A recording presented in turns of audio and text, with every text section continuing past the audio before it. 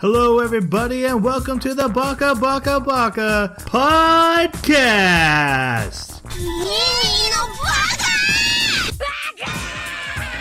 Baka.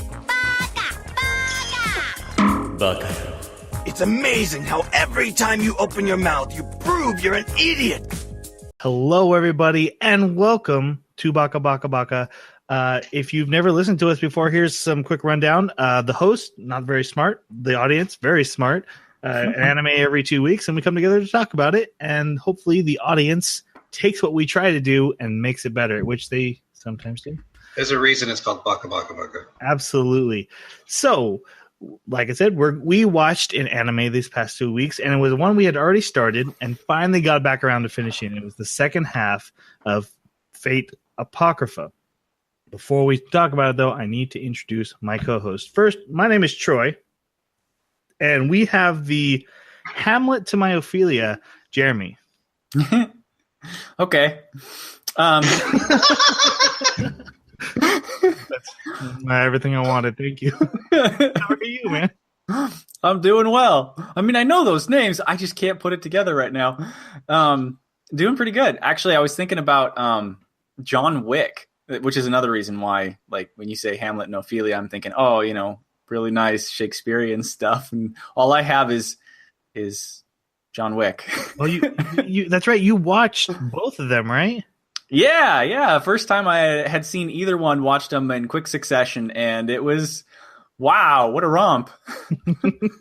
It was really entertaining, though. It's very good. Something about these bad guys killed my dog, so they all have to die. Yep.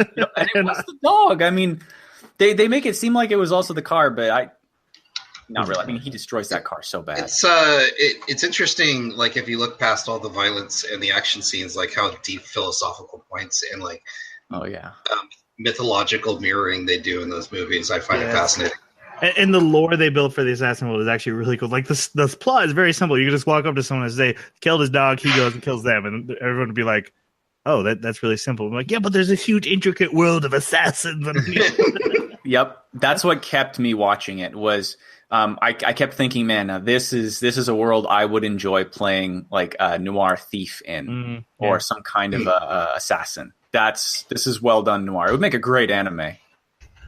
So we also have the Leo DiCaprio to my Claire Danes, Jason. Claire Danes. It sounds familiar. These would be the actors who starred in Baz Luhrmann's Romeo and Juliet in the 90s. Which was a contemporary. It was a contemporary version of Shakespeare's Romeo and Juliet, set in modern day, but with the old lines. And I mean, it was about as 90s can get. Nice. Is this the one where they like danced and had music? Because I know there was one of those too, wasn't there? Yeah, he wore like angel wings at one point, and it was just yeah. How are you, Jason? Fantastic. I'm just about done with Rusty Lake Paradise, which it's getting weirder and weirder. Unfortunately, I haven't had a chance to just kind of sit down and blast through it. Some of the puzzles are a little frustrating, a little more frustrating than other past games. Yeah, and it's a very different game because it felt more like Myst to me, and I got frustrated. Like I got frustrated in Myst. Yeah, absolutely. Like, you get a snow globe, and there's this picture of if you touch the snow globe on this statue, snow will fall. It's like, okay, dude, so same spot. I did that, and nothing happened. I was like, okay, and I went around for ever, and then finally I did it somewhere else and snow fell, and I was like, oh, I get it. It's these pots. I've been trying to break them with other things. I got to break it with the snow, and what do you know? I did it. Yeah. But no, exactly happened to me. It's hilarious. It was funny because you mentioned, are you familiar with the 10 plagues? And so I think I'm on 7 right now, and I'm just going, who is firstborn? Because I don't know who firstborn is. Of course, a guy gets stabbed through the head with the needle of a mosquito man, and he lived. So, to be fair, it was his son. Yeah. Anyways, besides that, fantastic. How about you, Troy? Okay, never sell the Rusty Lake series on the end of the story. Like, you gotta start them at the beginning. Like, hey, there's a murder mystery and things are weird, and then by the time they get to that insanity, they're ready for it. But yeah, if you start off with Bugman stabs man in head, and then he's in the next story part, and he's just got like a bandage on his ears. Technically, this has happened before everything. So yeah, that's true. That's true. Throw that out. I watched the Full Metal Alchemist live action movie on Netflix, and it wasn't great. I'm really torn on it because they did what everyone asks an anime live action to do: bring all the iconic scenes in. You know, Dog Girl, burning lust to death. I mean, all these classic Full Metal Alchemist scenes show up, but they're so chained to getting these scenes in there. The story suffered because they had to fit all these sections in, and then like took a really weird string and tied them all together in 2 hours. Whereas like Death Note was like, hey, forget those important scenes. We're going to just take the theme and run with it. I actually think in the future, and I don't think it'll be in the very near future, but in the future, we are going to have to do a mini-sode on live action anime movies again. Because I think there's some more thoughts to explore on it. I heard that what kind of detracted from it as well is that it felt like a bunch of cosplayers doing the acting.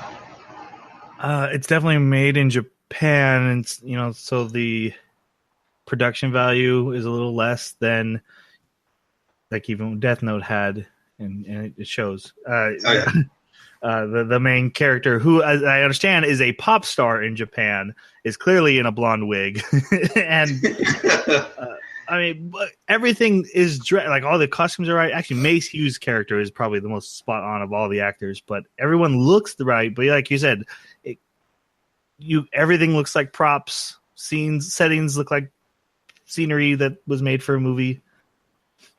And CGI is clearly CGI. At least it's not the new Bleach coming out, which looks much the same. So yes, it looks awful.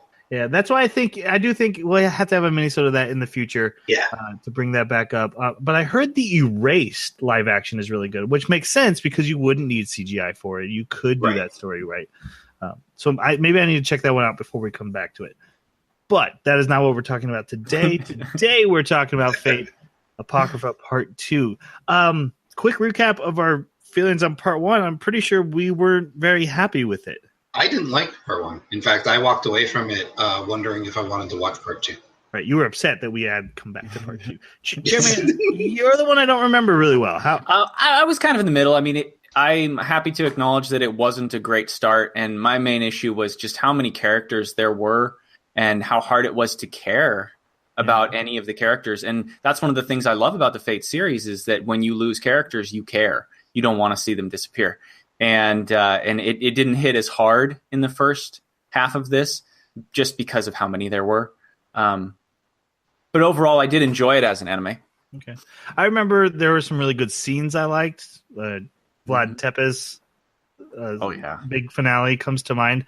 But overall, like knowing what Fate can do, I felt like, oh man, you really just whiffed on this one. But so we are going to talk about Part 2 that came out on Netflix not too long ago from when we recorded this. It's episode 13 through 25. And so let's start with our non-spoiler review. Jeremy, this is your choice, so why don't you start us off? Oh, I really enjoyed it. It was, it had not quite the intensity that I expected out of something following in the footsteps of Fate Zero and even Fate Unlimited Blade Works, which I really enjoyed. But it's still, I think it's still really good, and I definitely recommend it. It's got some great action scenes, and in the end, the characters that when you lose them, inevitably you do in Fate series, you feel it. They definitely still stuck that landing, so I liked it a lot. Okay, Jason, how about you? This half definitely turned me around, and actually, it made the first half or first series or season feel necessary, especially with a lot of the philosophical babble they kind of get into, which I actually really enjoy. And Jeremy's right. The loss of the last few characters actually, it was more impactful because it felt like they had to kill off literally more than half of the characters before I started to get invested in any of them. Because that way I could actually get some scenes with them and I can get some character development with them. And then, so it's I enjoyed it. I don't know if I fully agree that part 1 was super necessary. Probably at least for some plot points, but I still really didn't like part 1. But part 2 is Fate at some of its peak moments, for sure. I think the biggest things I have against it is it's not as compelling as Fate Zero was. I don't care about the characters as much as I did in Unlimited Blade Works and original Fate Stay Night. Shiro and Saber forever. And there's one character I just cannot stand in this. Other than that, the fights are some of the best animation I've ever seen. The sound effects even were overwhelming. And like you guys said, when characters bowed out of the story, I cared very much. There are characters who I didn't even know if they were still in the story because I had forgotten and stopped caring. And now I was in love with them by the end of the story. I think they did a complete 360 on this. 180. You want to turn it around. I liked it a whole lot. Do you guys have any thoughts on the opening and closing songs? I watched them once, and that was it.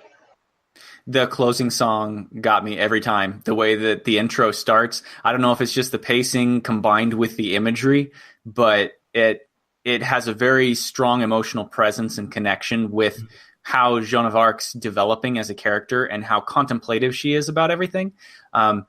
It kind of takes off after the intro, and it didn't hold me very well, but just the way that the intro music played with those images was really good. And I think like two episodes before the end, they start playing it without credits, like just showing the ending. And I'm like, oh yeah, here we go. Yep.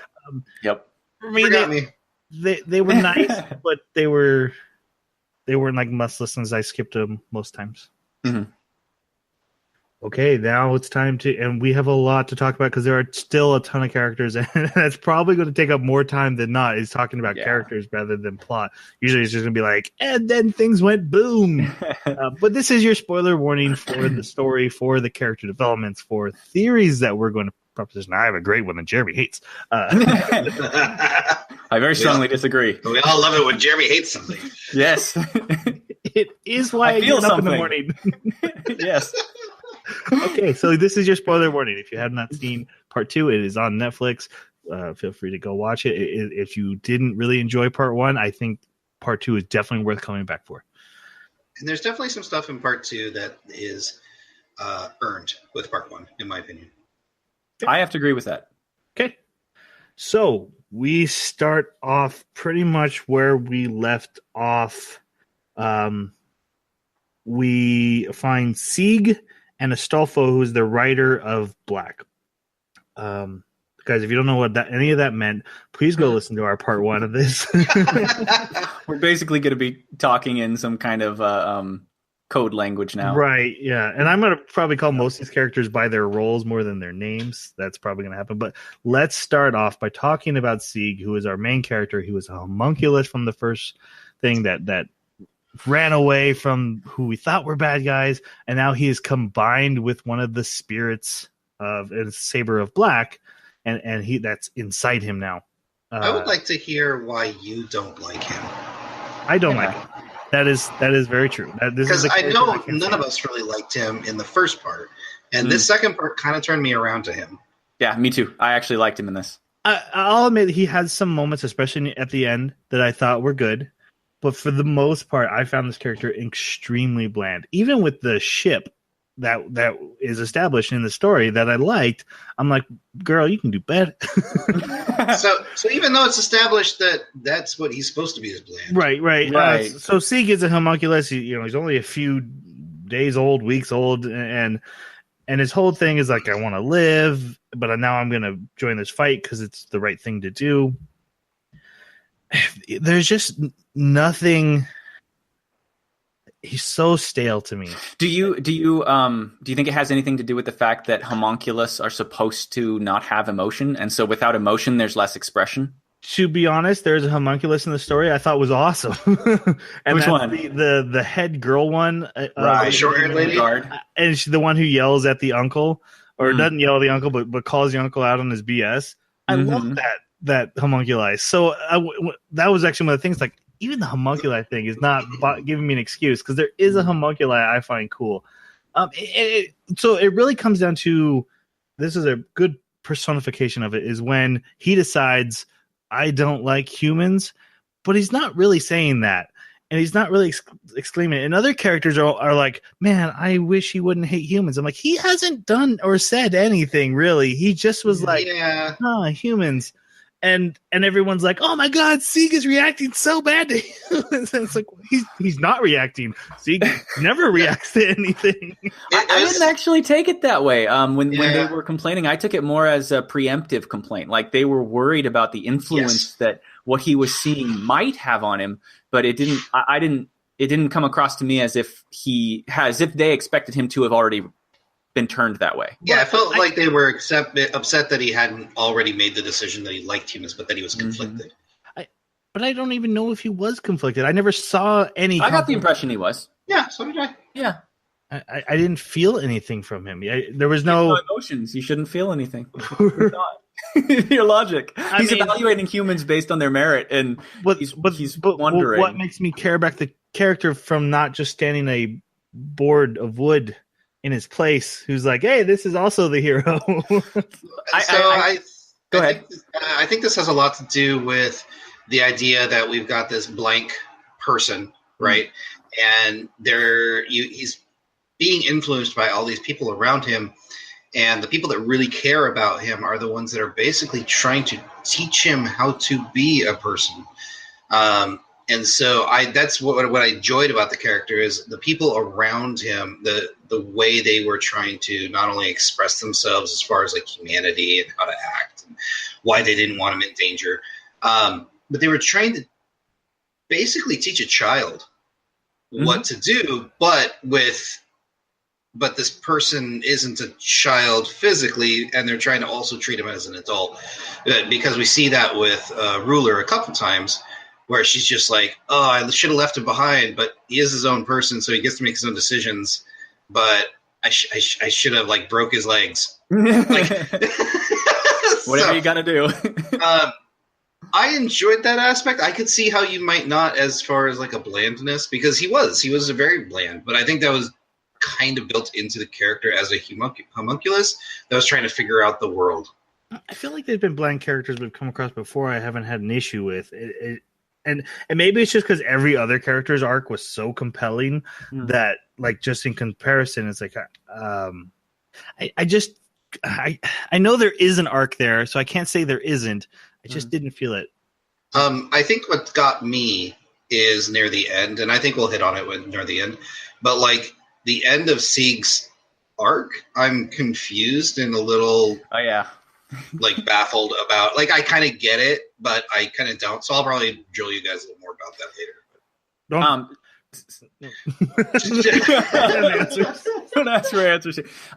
While we're on the topic of Sieg, I did want to also mention that I'm a little bit confused as far as homunculi and their relationship with emotions go, because as you know, Troy, there are homunculus in other Fate series, and I really thought that what I saw was emotion displayed by some of those homunculi. One of them was in love, very clearly. Actually, I think it's not. Maybe it's not the character we meet. Sieg also seems to deliver a lot of emotions. Just see, and that's where I wonder: is it true that they're the equivalent of some kind of like? Are they a fantasy robot? Like, are they a magic bot, or is it more like what you were saying, Jason, where they're newborns and they haven't really adjusted to the emotions, which in that case, I would kind of expect that their emotions would be extreme and all over the place, but instead their emotions are almost non-present. It's a really weird, and I'm not really sure if I understand the situation. I did want to also mention that From what I understood, nope. I just realized that was in a specific family because I was thinking of the albino homunculus, and that belongs to the specific family, and that's who we see in other Fate series. Is a different strain of homunculus. So maybe the emotional limitation is not something that belongs to that strain. That's I gotta look this up. It's interesting. Troy's like, please don't. I need to hear what you like about Sieg. And so just I'm completely fine being in the minority about my opinion on him. I don't feel like you guys are wrong. There's nothing wrong with attaching to a character I didn't. Sure. But I do want to hear what you liked about him. Yeah. As far as again, this falls kind of right into that wheelhouse that I like is characters where they're out of place and they're developing, especially if they have some kind of a connection to almost being a robot. Really, I don't know. I love that. I love that perspective where if we take emotion out of the situation as best as we can, and we try to look at it from a perspective where it's new and interesting and we don't know what's going on. That's always the perspective of these really interesting characters. So I liked him because he brought that to the table again, and it's still not old for me. I still enjoy it. It was cool to see him kind of go on that arc of deciding for himself whether he thought humans were salvageable in their current state or whether something drastic would need to be done to help them. And yeah, that was interesting. I did think that there was, I don't know, I don't want to call it a Deus Ex Machina because there are explanations that kind of establish it. And there, you do see flashbacks that kind of show you that, yes, the groundwork was laid for things to happen the way they did with Sieg. But there were times where I'm looking at Sieg and I'm going, are you talking about the flashback in the very beginning of the first episode? I don't remember that one. Which one was that? Okay. I was thinking of the Frankenstein one. Oh, okay. Never mind. I thought we were talking about being a dragon. The last. Yeah. Well, that surprised me too. I didn't realize that's what was happening. But just how he was the solution to everything, and it kind of felt a little cheap sometimes. I will say, like I said, there's a few lines he delivered I liked. His fights I liked, and I liked him more as it went on. I'll give him that. And I do like because he's outside of humanity, he's the perfect judge of humanity. He's walking among humanity. He's seeing the worst. He's seeing the best. And this character is kind of going to be our judge versus another character who feels very similarly. And I like that theme. I like that idea. But even in the final moments when his ultimate fate is being revealed, I was like, yeah. I cried for every other character along the way, man. But yeah, sorry, I don't really feel that. Yeah. Yep. So there's two storylines that go on in this episode. One is him. He's waking up after his battle. Rider of Black is there, and Rider of Black's master shows up, and is like, "Oh, kill that homunculi!" And he uses command seals, and and Astolfo, who is Rider of Black, is trying really hard to hold back, and Saber of Red just comes in and cuts the master's head off, which is a big moment for her because she's literally helping the other team, which she comments on later. Like, I kind of regret that I did. I don't really know why I did that, but this means Astolfo now has to lead the battle. She lost her master, but Sieg says, "I'll be your master," and they make a contract, and this makes him now Rider of Black's master. So now he has command seals for her, and he has command seals for him, and command seals for the Siegfried, the saber that lives within his heart. Well, it seems like he just has a single set of command seals, but it's. I thought he got a new set on. He has one on left and one on right. Does he? I only ever saw him use the ones on his left hand. Right. I don't remember him ever using a command seal on Astolfo. No, he didn't ever use them on Astolfo, but I didn't see him gain any from Astolfo. I only saw command seals on the one hand. If the one hand is also for Astolfo, when they disappear, his contract is up, and Astolfo would not be his. No, that's the rule. Yeah, that's one of the things that confused me because when that did happen, they disappeared. Astolfo contract didn't dissolve. Yeah, I'm pretty sure he had a second hand of like one or two seals, but it was completely separate from the transforming into servant. It was just. There's a Astolfo over here, and so I don't know the Fate series, and I'm gonna give it to you that you guys are right, but this anime did not make it clear that when you ran out of command seals, the contract was up. It just meant that you couldn't force your servant to do what you wanted it to do with a command seal anymore. As soon as your servant answers that final command seal, it's basically game over. So you want that final. So do one they disappear? Usually, yeah. Yeah, they're released. So you want to choose win to stay? if they have enough magical energy. So remember, servants can't supply their own life force. They have to come from their masters. So once that's cut, they have like a limited short time before they use up their battery and go out. Okay. And like I was saying in the pre-show, casters are known to have extra inside them so they can last longer without a master. But sometimes they can do perform atrocities, kind of like Jack the Ripper does, to stay around.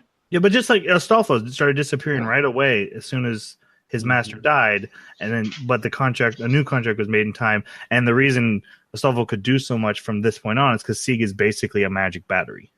Mm-hmm. So I guess that means Sieg's out of command spells, but the rules must change because he's the special homunculus, and his command seal markings were different from everyone else as well. Well, and like I said, he has ones for Astolfo and he has ones for transforming into Siegfried.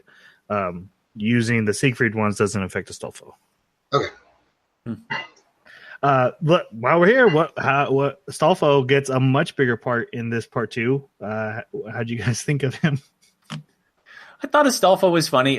Comic relief, very light character for the most part, but also there to kind of give this sense of almost naive, altruistic hope, and just keep that ever present. And so, he was okay. It didn't really. Okay. It wasn't a super important character for me. Right, Jason. I actually enjoyed Astolfo this side. I didn't enjoy Astolfo on the other side, and I think what kind of turned me to liking this character was the blatant, yes, I dress very feminine, but I'm not trying to come off necessarily as feminine. Like it wasn't I'm being girly. So normally when we see cross-dressing in anime, to go along with it is a very feminine, kind of like in the one where the famous the famous heroes went to that other land. I forget what it's Drifters. called. Drifters, that's right. Mm-hmm. You had that really high-level lieutenant that was a cross-dresser, but he was very effeminate, but he was definitely straight. I think that's what I appreciated about Astolfo was that, yeah, I'm cross-dressing, but I'm not anyways. What was that anime that Troy made us watch where they were in jail together and they were in sparkles everywhere? Baka? That's what you're making me think of. Yes. Yeah, a little bit. So, but also the comic relief was definitely there. I liked how Astolfo was able to make fun of himself. Yeah, I'm basically the weakest one here, but I have this really cool ability I can use once a month. Yeah.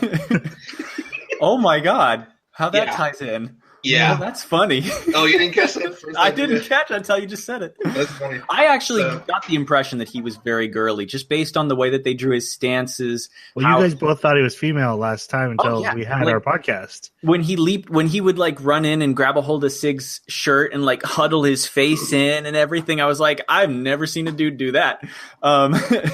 So yeah, he came across to me as very much feminine, but. Right, but it wasn't definitely not oozing, like non-Baka. Right? Yeah. Yeah, he didn't have the eyeliners where it was over the top stuff. That's true. No, I actually enjoyed the relationship as well once they became contracted because it felt a little closer instead of just I'm trying to save you all the time and see going why. Yeah. It became more of a friendship, and I think that's what I appreciated about it. I can agree with that. I mean, I guess I'm indifferent to the character. I didn't like him. The only thing that kept going through my head was how are you still alive? After everything that's happened, you keep surviving. Yeah. And even at the end, I'm like, how are you still here? Yeah. And not that I wanted the character to die. It was just the character goes through a lot. The character keeps sacrificing himself, and it keeps not getting to cost him anything. Right. and so that felt a little odd. I did like his third-party observation of the Sieg ruler interactions. I did enjoy that about him. And, his griffin is awesome. Oh, yeah, Hippogriff. I liked Hippogriff very much. Okay, so the other part, after that their contract is made, the other part that's happening is Ruler is still in the garden, and the red team has stolen the greater grail, and Ruler is facing off with Shiro. So we need to talk about Ruler, and also a little bit about there's a girl that Ruler is inside. Latifah. Letitia, yeah. I love it. She's the queen. Leticia. Leticia. And something I really liked is that this character kind of started showing up in the story. I didn't ever get that in part one. I thought that character was like, hey, I took this girl's body. She's not going to be a part of this. And then she does. And it actually had a nice payoff. I really like that about Ruler in this part. So what did you guys think? There was a point where Ruler was unsure whether certain emotions that she was dealing with came from her or from Leticia. And I really, really liked that because it gave more complexity to Ruler in the areas where sometimes it seemed like she was being silly. Like, there's so many more important things at stake. You barely know this homunculus. Like, this isn't... You don't even know why you're summoned here. That you should be so obsessed with everything that's going on. And that was my impression of the situation and of her being a heroic spirit and everything. The things she's gone through, I wouldn't expect her to just suddenly get a crush and have love become the most, become something that influences and affects her thinking throughout this entire interaction or all her interactions. And so having it be something that she could attribute possibly to Leticia made it more complex. Of course, it doesn't turn out that way, but there was one other thing that was really interesting for me in this regard, and that was how for a while I saw a parallel between her and Leticia and Sieg and Siegfried. And I thought that was a really cool play, how the two of them were like, each of them were two people in one body, what's the real connections going on between these characters. And that was kind of cool. That was an interesting dynamic. I think what I kind of liked about it is it made, because in the first season, Ruler was established to be basically just as powerful as like four servants put together.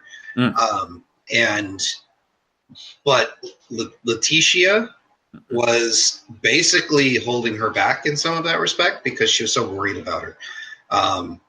And I liked how that confliction made her a little less powerful in some instances because it kind of weighed on her resolve. Also, I thought they played the Holy Maiden part very well. It was a little boring at times, but at least they were consistent with it, and I actually liked that. There were times where, like, she'd say something. She's very morose and serene and very mature, and then something would be like, "Hey, are we going on a date?" And I'm like, "That is odd." That's what clashed with me. Yeah, a little bit because of that. But then there's that explanation of there's just two people sharing this body, and they're not fighting for control, but they are kind of passing the ball back and forth a little bit. Right. And I guess I'm okay with it because at the end the payoff was very good, where they can't tell each other's emotions apart, and then at the end, one clearly says, "Look, these are my emotions. These ones are yours. You need." I don't know if you've realized it yet, but these actually aren't mine. Yeah, and it had a really good payoff to it. So I did enjoy that about Ruler, and also I take back what I said about fighting with a flag. It's awesome. It's got a spike on the end. It totally works. Her fight scenes were really good. In fact, literally every fight scene in this entire both seasons, I really enjoyed it. The flag is just basically a big baseball bat. Wham! With a spear at the end. Yeah. So basically, in this garden are all a bunch of different servants because they were just fighting a big battle together. And all the servants of Red realize oh, this one guy is now in charge of all of us. They weren't aware of that up until this moment. And some of them are super okay with it. Some are like, that's a little odd because I had a master. And they, ruler and archer of black. Mm-hmm. And there's another one. Caster of black was there? Caster of black switches. Mm-hmm. Saber of red shows up to help. And she switches to the black team. Not officially at this point, but it's basically... You, as a viewer, which I liked about this, as a viewer, I finally knew good guys, bad guys. I felt like this second arc totally solidified that, and it made it so much more enjoyable to watch for me. So you're talking about the division of the two teams. I thought you were talking about like who was in the room at that pivotal moment when I'm trying Achilles. to remember who's on the team for the black team. Saber's there. You're talking about Yggdrasilia? Yeah. They had another person there, and I can't remember who it was. No, it's just Ruler and Archer, and then Saber of Red shows up and saves them, and they run away. Mm-hmm. And then Archer of Black comes back to Yggdrasilia, is like, hey, a lot of stuff happened up there. Things went bad. What's really interesting is Caster of Black saying, hey, my only thing is you cannot hurt my former master. I'll switch sides. And I'm like, oh, he cares about him. Nope. Which... that was really well done, I thought. Pays off in the next episode. The next episode is actually about him making his ultimate plan, and we find out that his whole thing is that he hates humanity. So he gets his old master and stuffs him in the giant golem that he's been building, and uses which was heart-wrenching. Yeah, and to be clear, his old master is a little kid. Like, thank you.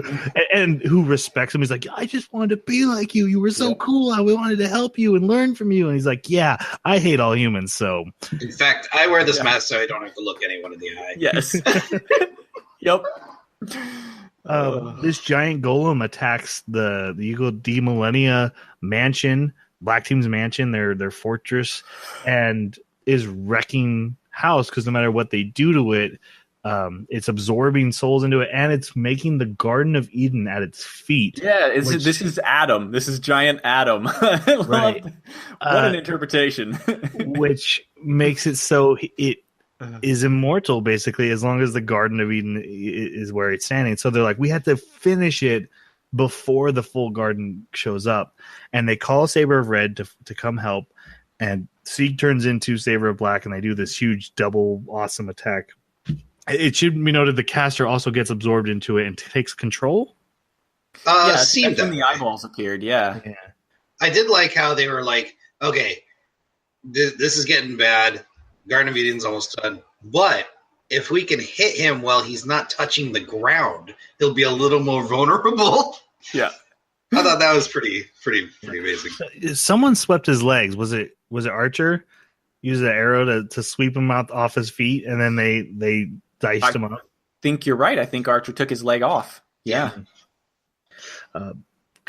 It's really interesting because this whole second arc is like we have two strand storylines that we need to wrap up, and then we're going to go to a big final battle. And that's really all this story is. Yeah. And so this golem was one of them. They do manage to have this big awesome fight and destroy it.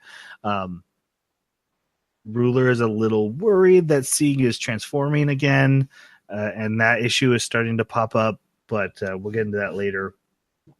In the next episode, we go back to the Red faction and Shiro. Now we need to talk about Shiro because he definitely shows himself as a villain? ? In this. What'd you guys think? He certainly doesn't think so. Yeah, this is kind of playing with that good and evil. What's good and evil? And actually, I needed to ask some questions about his wish, which we'll get to later once that's revealed. But I think he wholeheartedly thinks he's doing good and doing the right thing. And he's been thinking about it for 60 years, trying to make that decision. Like, it's not a bad thing. It's just they're not deciding for themselves. Right. You're not giving them free will. Right. Mm-hmm. They haven't gotten to the point where they want this. If you impose it on them, it's not good. Right. Yeah, and their fear is that life will become meaningless. Mm-hmm. Of course, this is all just mysterious speak we're doing right now. I honestly thought they were going to go for the whole "I'm saving humanity by destroying it." Like, oh, classic. I was actually really happy they did not, because that would have been way so too cliched. cliche. Yeah, I enjoyed the character. Again, I still think that I don't know. At the end, we get a little scene that seems to imply that maybe this is more connected to the timeline that we're used to than we thought. I don't know. I mean, Waverly Velvet is there, so I don't know. So I've read that some people think this happens after Fate's Day Night, but I still don't get that impression based on Waver's age and Waverly Velvet. Iskander's boy, Master of Iskander. Okay, do you remember in Fate Zero? Do you remember the heroes? Do you remember that there's a master that's a little boy? Yeah. Okay. That's why. Was he the long-haired guy at the end? Uh-huh. Oh. Yep, Big Ben. Yeah. My understanding was this was an alternate to around the exact same time as Fate's Day Night would have happened, but this happened instead.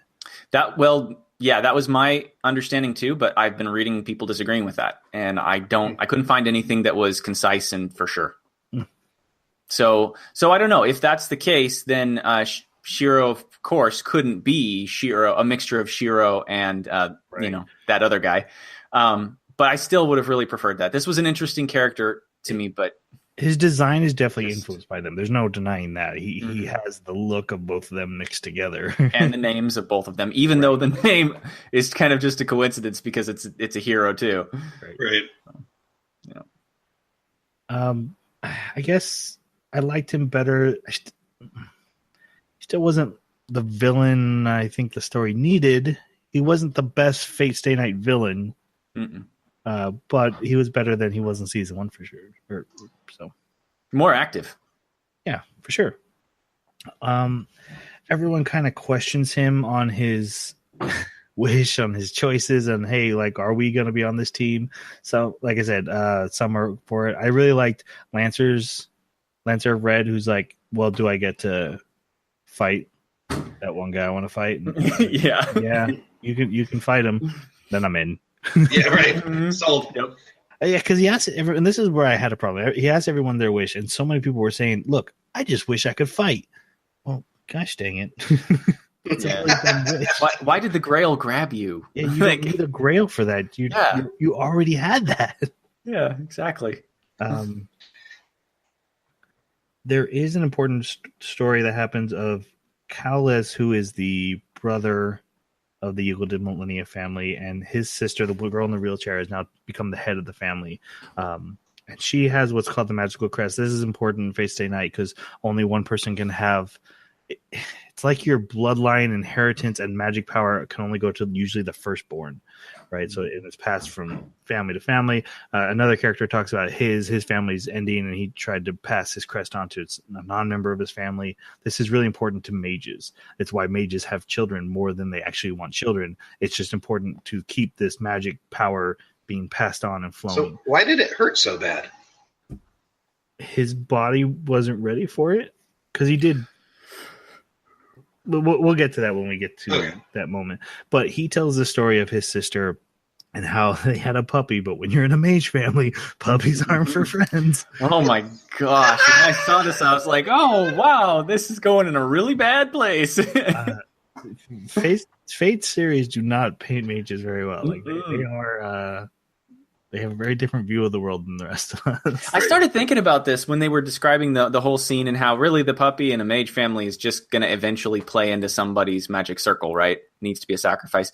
And I thought, did I see that in the other Fate series? Were the mages consistently so calloused about life? And I have to say, yes. I can't think of any mages in the rest of the Fate series that were like Ruler in their sense of, I want to preserve life. I want to help everybody. It was like, I want power and I want my wish. I want my wish, dang it. whatever gets run over by me, it doesn't really matter. So, yeah. But I also thought it was interesting that Klaus had magic. He was a mage himself, but the that inheritance, that crest, carries forward whatever magic that the parent had. And so as it's passed down in this family line, there are other branches that come off that, like, maybe somebody does have magic like Klaus, and then he has a child, he could pass down his own crest maybe if he started there, but it would have such a short generational span, they wouldn't be that much power compared to this uber powerful one. Right. Ubermensch crest. Like if Goku passes Super Saiyanness to Gohan, but then Goten was also kind of strong, but couldn't reach. Is that a thing? Super Saiyan-ness? Well, this is clearly an analogy that everyone will understand. Right. As opposed to Fate. Other things that happen in this episode is Ruler can give out command spells. She gives one to Shishigo due to an agreement she made, and 2 to Sieg, which kind of pisses off Saber Red. They mention, like, hey, yeah, you know, you can transform into this guy, and you have to use a command spell to do it, but when you run out, there's gonna be a cost. You gotta be careful. And he's like, yeah, that's fine, and then it ends up not being fine. There's another great scene in this of Sieg's helping the injured homunculi, and the uncle from part 1, who was Siegfried's old master, comes in and starts blustering and ends up helping. And I just wanted to point this out because I really liked what they did with this character and showed another side to him than we got to see, because he was very much a one-note character in part 1, and now in part 2, there's a layer. And I really enjoyed that they even took the time for a character who's not really important to the story at all anymore. Mm-hmm. Yeah, he's kind of a throwaway character at that point, but they made good use of him. Yeah, I thought it was interesting because it kind of shows the point where if someone is it's that, yeah, that's what it is. It's when people are in a situation where they're under stress and they have to deal with something they don't want to deal with, the true them comes out. So the true him came out during the fight, but now that nothing's at stake anymore, he can kind of relax and he remembers what composure and dignity of a human being should be. And we all like that kind of person better.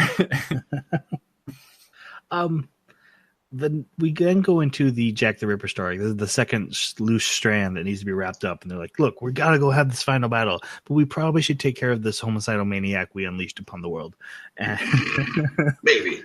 And so the episode starts, we see like Jack the Ripper, who's, again, this very young girl in very inappropriate outfit. And she's torturing someone. Guys, I have a lot of thoughts on Jack the Ripper, so I want to know what you guys thought first. Well, they kept her covered up a little better in this. I would agree with that.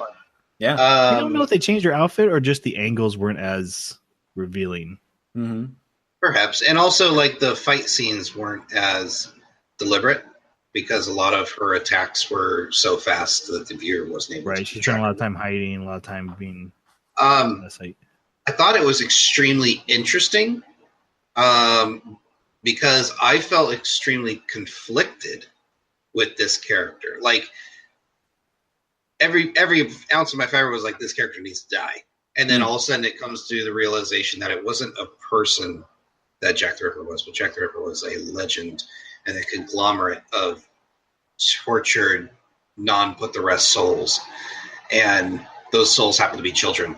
And so it's like, yeah, Jack the Ripper needs to go, but can we do anything for these kids? But they killed people. But they're kids. But they killed people. So yeah. And actually, what was nice is that the anime did a good job of showing the confliction in the characters. And specifically Archer of Black. Mm-hmm. Archer of Red. Who we're going to talk about next. Right. So, but specifically Jack the Ripper, Jack needed to go, but they did a good job of creating that conflict in not only the characters on screen, but also in the viewer. But as far as a character, Jack needed to go. I really loved the idea that the woman who was supposed to be the sacrifice to bring Jack the Ripper into the world was saved by Jack the Ripper, but I don't understand the dynamic of how the spell went off then. Because if she was the catalyst to create the summoning for Jack the Ripper, how did Jack the Ripper save her before the summoning could take? I don't understand that. I thought it was her fetus inside her that was sacrificed. Really? I got I thought it was supposed to be her, but I could totally be wrong. Does the object you use to summon them disappear when you summon? Well, it was supposed to be her death, from what I understood. So even if she was present, she'd be dead. Maybe I misunderstood though. If it was I thought okay, so let me tell the whole story of what Jack the Ripper is according to the wiki, because they hint at this. And I was like, I think they're saying something, and I'm glad you looked it up because I didn't catch this. Same here. Jack the Ripper is a magical entity created by all the aborted fetuses of the prostitutes in Whitechapel in Victoria, England, who were brought to life through their misery and then started murdering the prostitutes they were born from to get back to the womb so they could go home. A mage found out that this creature was killing and that it was a magical creature and destroyed it. Its wish being unfulfilled, it then became a heroic spirit. That's messed up, by the way. That is super messed up. So this, the mage who summoned Jack the Ripper had a prostitute as the catalyst to summon. My understanding is that it's there so Jack can show up and kill it, or kill the prostitute. I shouldn't say her. Yeah. Not kill her, and that'll summon Jack, but I'm not sure. Maybe it was more of bait. Like a magnet. Yeah. So like, hey, here's this prostitute to kill it. But then when Jack shows up to finish the ritual to summon Jack, Jack sees a mother and not a prostitute and goes to protect it because that's what the kids all wanted.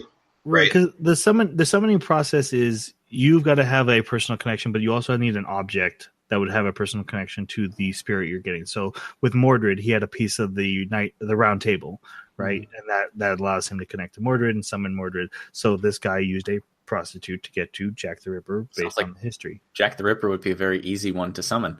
But very dangerous. Okay, that makes sense then. If Jack shows up and this lady responds by basically not being scared of the magical child that's showing up in a G-string trying to kill her, right, and says, "No, I'll be your mom instead," and so I could totally see Jack reacting to that. And so, like, the reason when you stab Jack, she dies because there's more than one soul in there, and all kinds of fun stuff. Really, really. Probably why Jack needs more magical energy than the rest of them as well. Could be. It was interesting to see how many reality marbles happened here. I mean, even Jack had one too. Yeah, there was a lot of. So for non-fate people, reality marbles are usually a power that some heroes have where they can create their own dimension that they can suck people in or pull stuff out of. I do see a lot through that's usually like usually have one person have one. I mean, yeah, I guess. Shiro in any given battle, I think you usually see one. But I guess we are having like 2 battles here. Yeah. So it does make sense. Yeah. But there are so anytime someone shows up in a different reality, that's just a power that someone has. Mm-hmm. They investigate this torture victim, and they realize, oh, this person worked for us, and they were very informed of our security.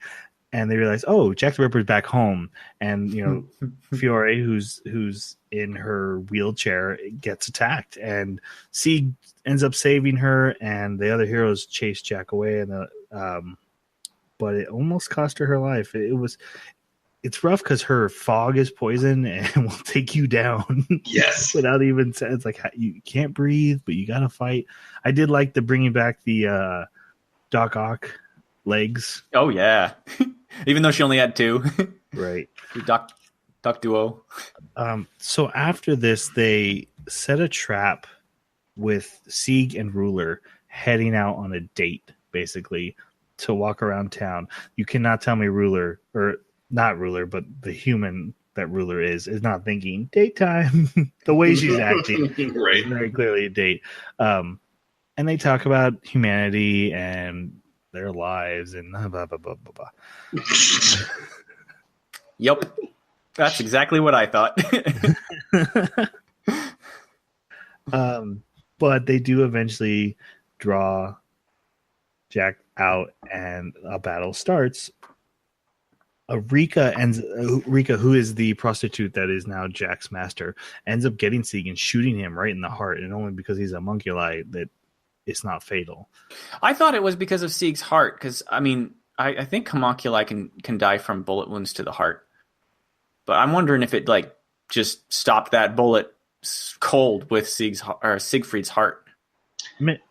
So maybe let me ask you a real quick clarifying question.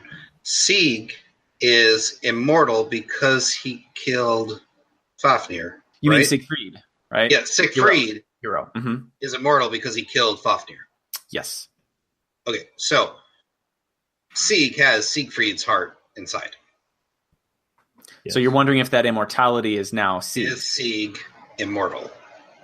From what I understand, the immortality was more like Achilles' protection. As a matter of fact, even to the point where there was even a leaf on Siegfried's back in an area where it wasn't protected. You mentioned that last podcast. Yeah. So I don't know if it would serve as an impenetrable shield. I believe that they actually discuss it in regards to Fate heroic characters as attack grades, and they use like A, B, C, D, and whatnot. And the strength of that armor qualifies as a certain level, if I remember in my research. But I don't know how handguns would hold up to that. I imagine handguns would probably be like an A or B. But he took the bullets to the flesh, like he bled, right? Yep. So the question is that when Siegfried became immortal, was it I'm not penetrable on my flesh because of a shield? That's my understanding. And did Siegfried get a dragon heart? No, Siegfried did not get a dragon heart. Okay. That's important for me. I don't see the immortality transferring over because Sieg never got drenched in Fafnir's blood.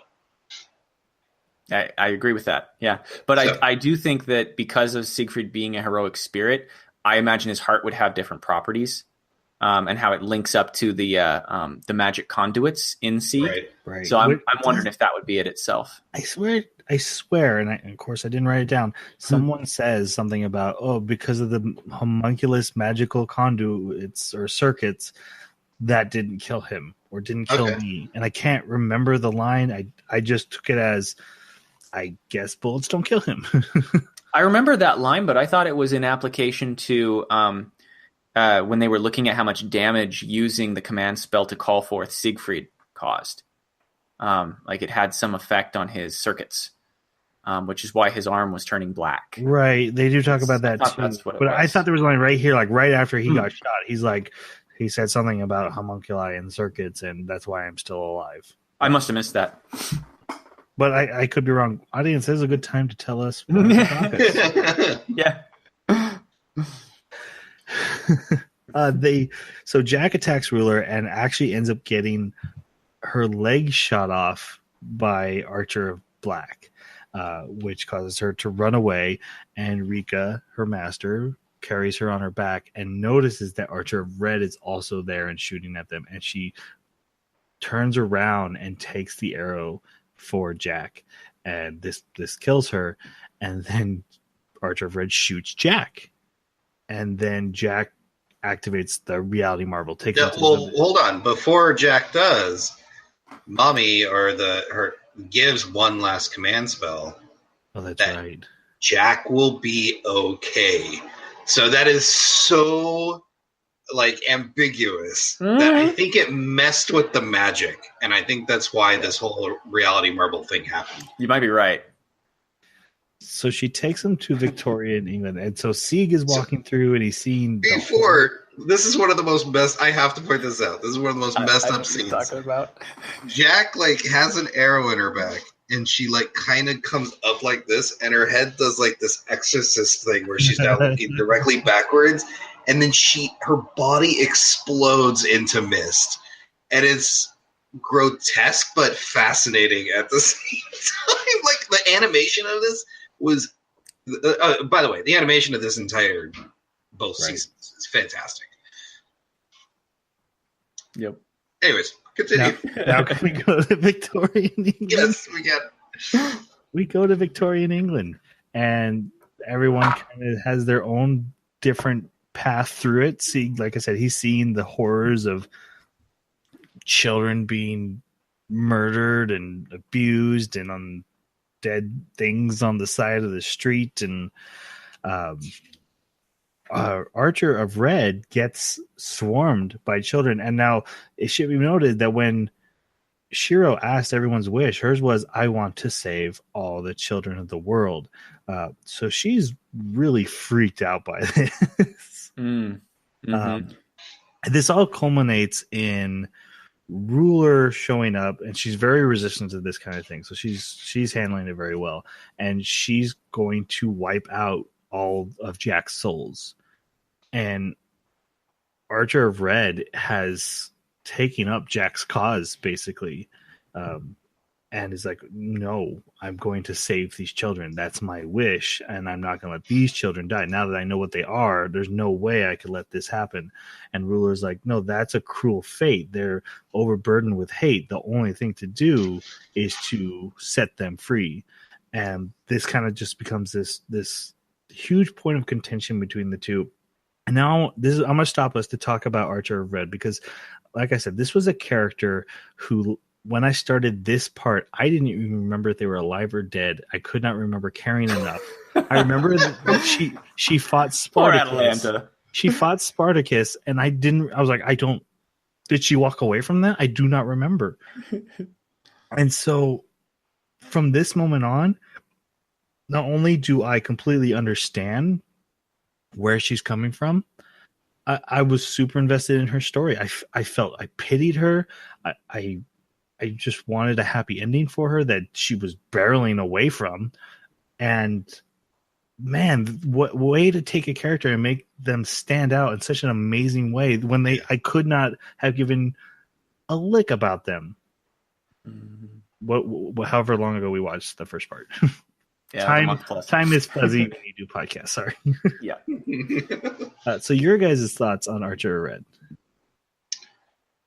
I thought she brought. I agree with you 100% about just completely absent from the first season. I know she was there, but I don't remember any of her scenes. She was the lady who followed Achilles around. Her fanaticism was fascinating because she was so irrational about what she wanted as a wish and how just absolutely neurotic she was about, even people that were on her side were telling her that not only is your wish unreasonable, but you have no idea what the ramifications for making it such a wish would be. And no, I don't think the Grail can do what you want it to do. Which, okay, so we're clear. That sounds crazy compared to like Shiro's is way, way bigger. And they're like, no, your wish is crazy, lady. Yeah, right? Yeah. And so I thought her fanaticism was definitely fascinating and also presented a great, because this has happened since the very first episode, where you just introduce these like story interrupting scenarios one after the other. Okay, we're trying to tell the story. Oh, this character's going nuts. We got to take care of them. This character's killing people. We got to take care of them. Oh, this one wants to completely kill everyone. So I actually, I liked where she went. I liked where her fanaticism went and how she had to be dealt with. So. Yeah, that's really interesting. That's exactly how I would describe Fate as a series. Is you have your basic storyline, and then what's this? Got to deal with it now. What about got to deal with this. Everything you thought was going on. Nope, we're going to shuffle everything and mix it up and flip the table, and then we'll come back to it. It's almost like having a super magical war in the middle of a city or a town. It's a bad idea. Yeah, it gets really complicated real fast. Yeah. So with Atalanta, I interpreted this to be more of a curse and a twisting of who Atalanta really was. And even Achilles comments on the fact that he says, you took a wrong turn at some point and you kept going. And I wish you would have turned around.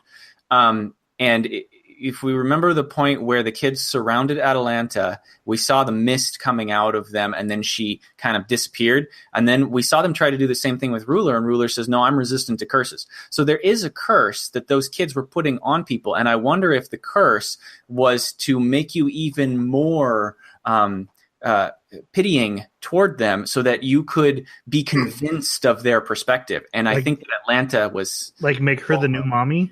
Yes, like force her to be the mommy. And because of Atlanta's natural inclination based on her wish and what she wanted, she could see them as, yes, these are aborted children that a horrible injustice was done to.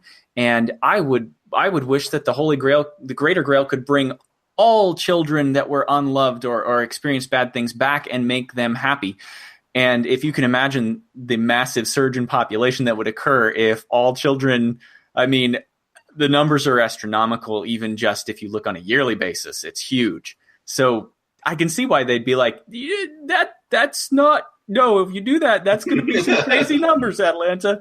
But again, I totally agree with you guys. I get where she's coming from, where, even with the twist of the curse, if that's what's doing it, and I think it is, I can see that side of the coin, but I still, I think they did a really good job of presenting both sides and then letting you see Ruler make the decision that is objectively correct, but you're sad because you never got to see justice for these kids. Yeah. There's a line she gives later where she's talking about why she's so upset. And she's like, I spent my entire life wanting to make the world a better place for children. And then I showed up in the future and nothing was different. Nothing's different. And Yep. I'm like, oh, that's so deep. Yeah. That hurts so bad. Don't show up today, Atlanta. Yep. So full confession, guys. This moment got me when Ruler purifies Jack and sends the children walk up to her to die. Like they become okay with it. And as she's destroying them, like Jack says, "Are you okay?" And something about the, I've said before, I'm sensitive to child death. It's major weakness, and just the whole thing just totally hit me in a soft spot when I wasn't ready for it. I didn't think it would, because Jack the Ripper has been such a nasty mess this whole thing. And so this very beautiful scene of them being sent away, and I was like, oh man, this is going to do that fate thing of piercing me in the heart. I wonder how much of that has to do with, like Jason pointed out, that command seal being used to tell Jack you will be okay. At the end, having Jack turn around and say, "Are you okay?" and then being at peace as she's released. I mean, it's interesting. It was well done. Yeah, they did a good job. After this happens, Archer of Red has to run away because she's so pissed. She's very bad, and this was incredible. Pissed at Ruler. She has now made killing Ruler the only thing she cares about, and it pays off so good. Good fight scene, man. Yeah. Again, then we have another episode that's kind of getting set up for going into the big final battle. And what happens is they're trying to come up with a plan. Astolfo is like, hey guys, just so you know, cannot remember the name of my noble phantasm, which is so noble phantasms are your ultimate attack, right? Your Kamehamehas or your spirit bomb, I guess. Yeah. And Kyle like, can't spirit bomb. But you have to remember the name, what it's called to activate it. So great. He's like, yeah, I cannot remember, but I will. When the new moon, they're like, they are running away. And No. All he said was, the moon can't be in the sky, though. Oh, yeah. Yep. This goes back to Astolfo's legend and how the moon stole. The moon actually didn't steal his senses, if I remember correctly. It stole the senses of another paladin, and Astolfo had to go to the moon and bring the senses back. So I don't know if they're kind of tying the two characters together, or if maybe I didn't find the info where the same thing happened to Astolfo. But yeah, I really enjoyed how they played off of the legend that I read. Yeah, it's good. So this makes them have to do this in 3 days. So they have to time it with the new moon.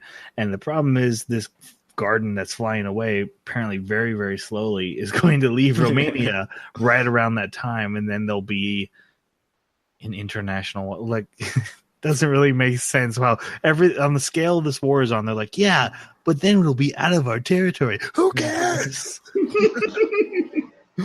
But apparently there's some kind of rules with the Mage Association. They said something about Mage Association won't be happy if we start doing stuff outside of Romania. Like, well, how do you feel about them coming into your country and doing whatever they want to do? You know what? I'm not in charge of this game, so I guess I'll just stay out of it. The big thing that happens in this episode is that Fiore decides she no longer wants to be a mage and passes the family crest over to Callus. He has a hard time accepting it. He's not as talented. His magical networking is not as intricate, and he takes it too fast. Mm-hmm. But he deals. Which is interesting because if I understood correctly, the magical circuits and the crest were the reason why she can't walk. So that's part of the reason why they show her going through rehabilitation afterwards. That would make sense. I don't remember that, but that actually makes sense when you mention that rehab scene. Mm-hmm. So I'm wondering, like with Klaus, if he has, if his body doesn't have that particular weakness that hers may have had. It's interesting. I mean, we know that this is a very traumatic thing, one way or the other. Shishigo mentions that trying to pass on his crest, it actually killed his adopted daughter. Yeah. He implied it was also part of the curse, though.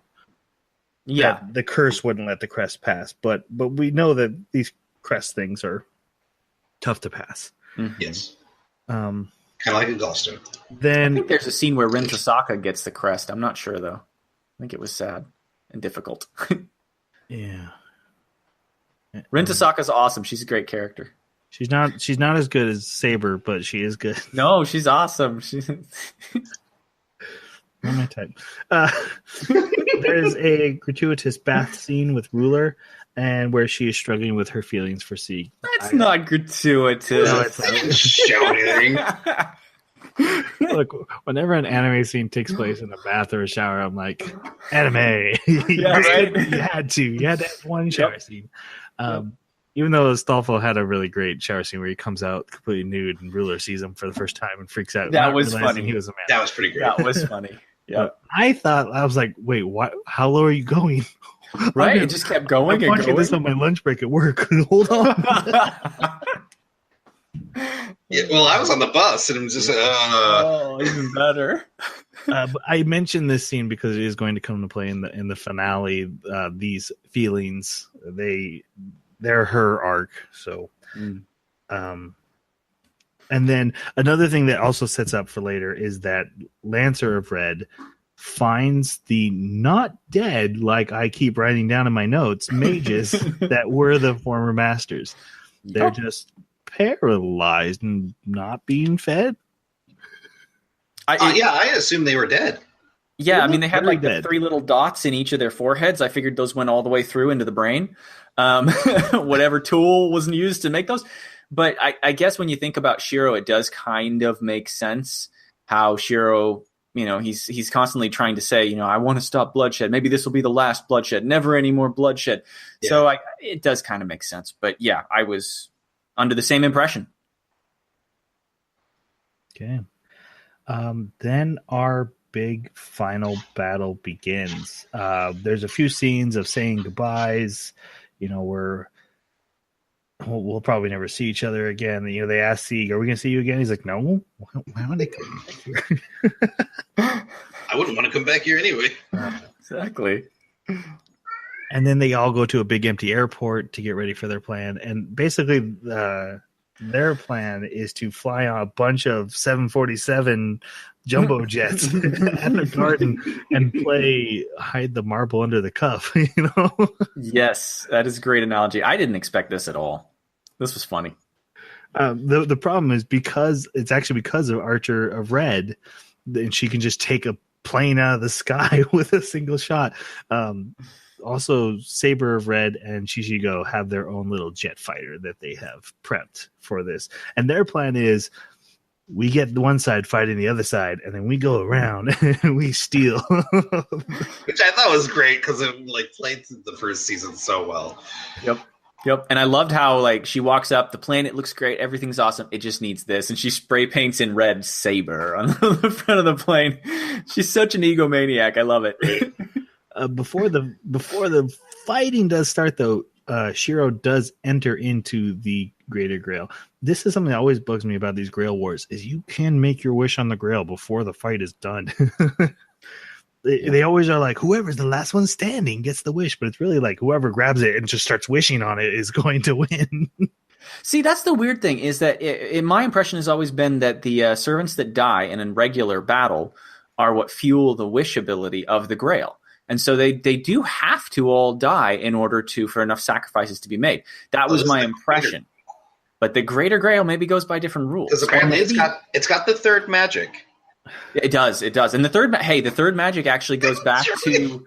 No, the third magic actually goes back to previous houses. If you look back into Fate 0 and Fate Stay Night. I've heard that term before. I remember it. Yeah, so it does have precedence, but yeah, I'm wondering if it has to do with like the same amount of fuel is required to make the wish, and so enough servants have already died that a wish can be done. They imply the Greater Grail has its own power source. And it's on power, and it's that's all the Grail is a ball of magical energy.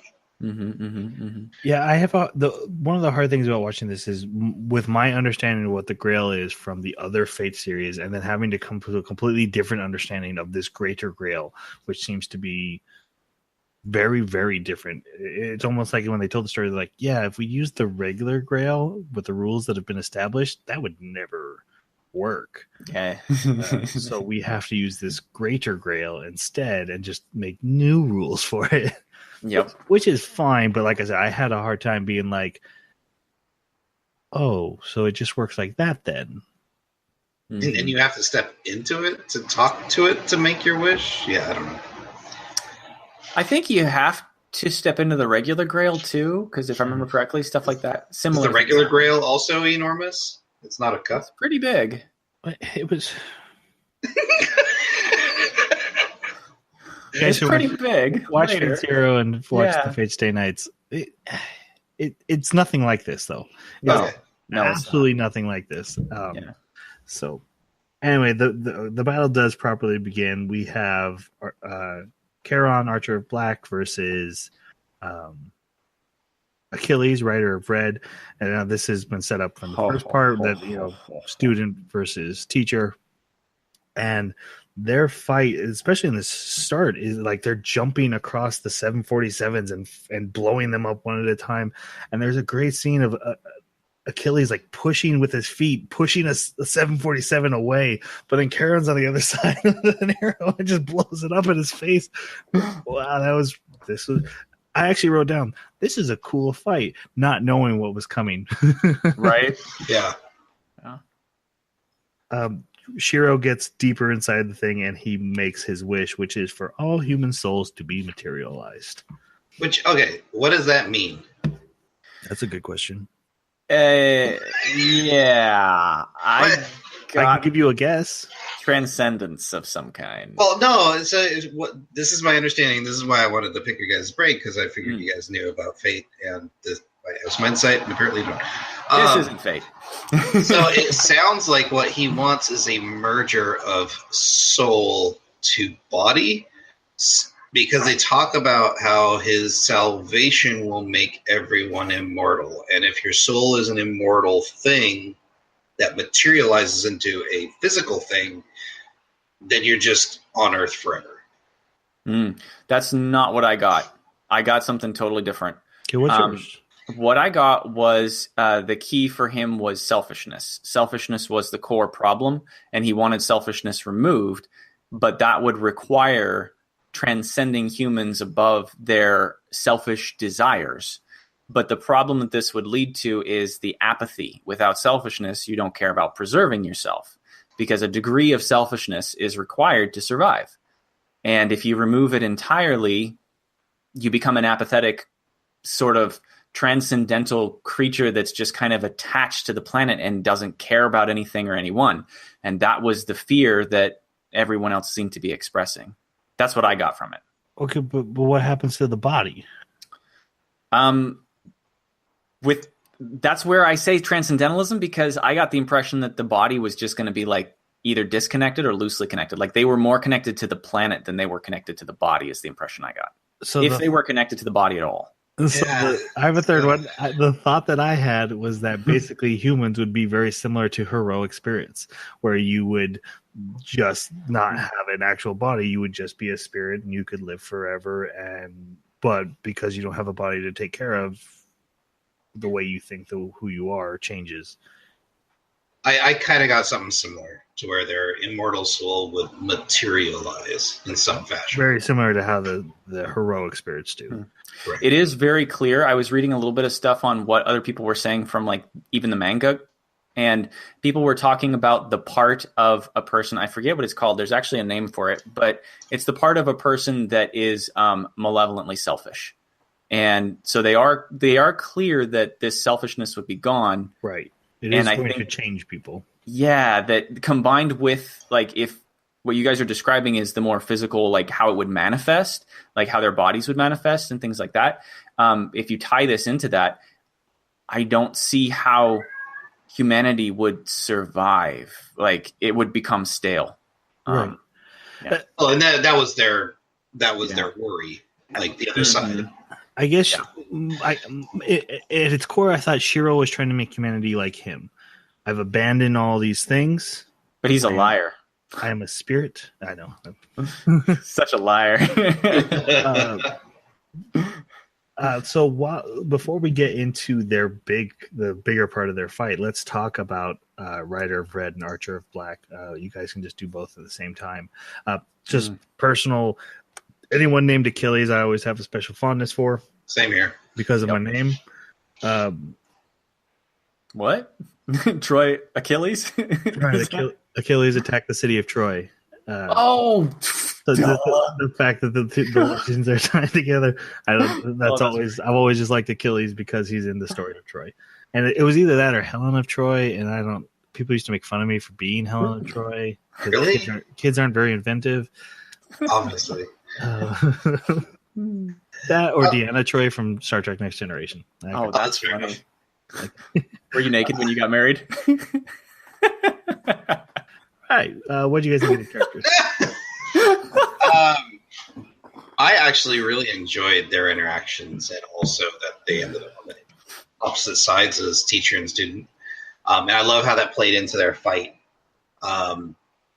In fact, their entire fight sequence, from using weapons to not using weapons to the very end, I just thoroughly enjoyed. In fact, I had no idea what Kayron's phantasm, or wait. Noble Phantasm. Noble Phantasm was until it came, and I was like, that's so badass! I loved Achilles' cockiness, but stalwartness, and then I loved Kayron's I'm a wise teacher that's going to beat you down. I thoroughly enjoyed both these characters, not only in their interactions with the people around them, but also each other. This reminded me of Fate Zero, Lancer, and Saber. It reminded me of that face-off and the honor between combatants. And especially knowing their history, like you guys were saying, both of you, I was super sad that they were off on opposite sides at the beginning. I was like, oh, they've got to be on the same side. Oh no, this is going to eventually lead to a showdown. This is going to be so sad. And when the battle ended, this was the coolest fight. To me, this was the coolest fight in the entire anime. And when the battle ended, it was, oh man, this one hit me on the heartstrings. I was so sad. It didn't matter which one of them lost. I knew it was going to be terrible. Right. Oh, but it was great. Aside from just really liking Achilles' questioning of like his team and stuff, like what, he's on the red side and he's like, I guess this is a good thing. I'll go with it. But man, I question everything we're doing. I really like Kayron's having to always teach. Like every time we talk to someone, he's always leaving like a little nugget of wisdom for you. Right there it is, right there on the plate for you. You can just learn from that, and I will talk to you in the morning. But he was very sweet and compassionate with Fiore, his master, and even with her brother.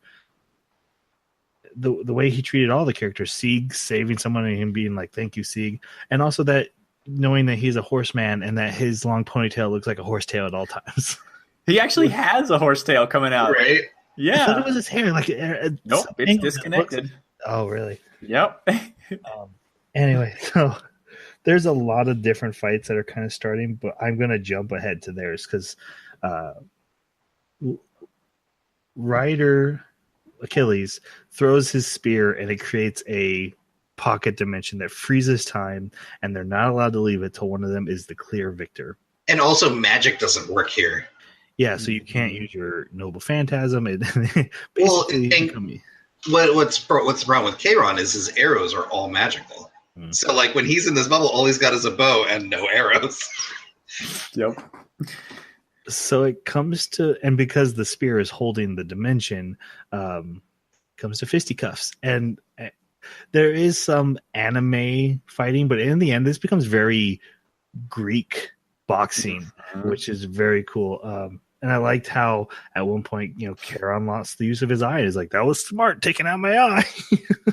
He's just, and at the end, they're both so swollen and bruised and beaten, and Charon getting on top of his scarf and just going to town on him, and Achilles letting him, and then taking in the final blow and piercing his chest with his fist, which I thought was a little extreme. After the fight, though, so Charon's like, hey, grant me a wish. And he's like, what? He's like, lend your noble phantasms to someone on my team. Yeah. Oh, come on. That's so great. And then he's like, okay. And he's like, hey, look up at the stars that represent me. One of those is the star. And his noble phantasm, which is like being able to project the arrow and like predict where it's going to land, he shot it a long time ago, and it finally comes down and hits Achilles right in the heel, which takes away his immortality. Yeah. And Achilles is like, oh, come on. Yeah. Not only did you take my immortality, but now I've got to give my noble phantasm to somebody. Yep. That was so great. I love this whole thing because it's even before this, before they start fighting, when they're in that reality marble, Chiron, that's when he says, when you win. I think he says when. I don't think he says if. I can't remember for sure, but it seemed to me that Chiron knew he was going to lose. He hoped to win. He even's talking while he's fighting him, and he's saying, I really want to defeat you. I want to defeat you. But I never got the sense that Chiron thought he could beat Achilles in this Pankrat fighting. And so that to me was really, really cool, because then and I thought it had more to do with the constellation, like seeing his own constellation, saying, since my bow is always drawn in the constellation, I don't even have to draw my bowstring. I can shoot my noble phantasm. I thought that's what he did. I didn't think it said something about it's going to hit where I wanted it to. Like, he was really... I think it's a combo of both. Yeah, yeah. But I loved it. How they handled that was just great timing, and just especially since he makes him agree to the wish. Yes, right before.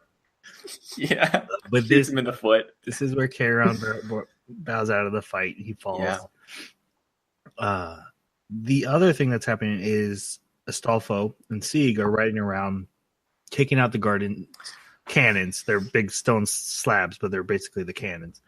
And Astolfo calls out his noble phantasm, which is a super strong shield that goes in front of his. Does this shield absorb magical energy? From what I could tell, it was a spell book full of lots of different spells, and it nullifies.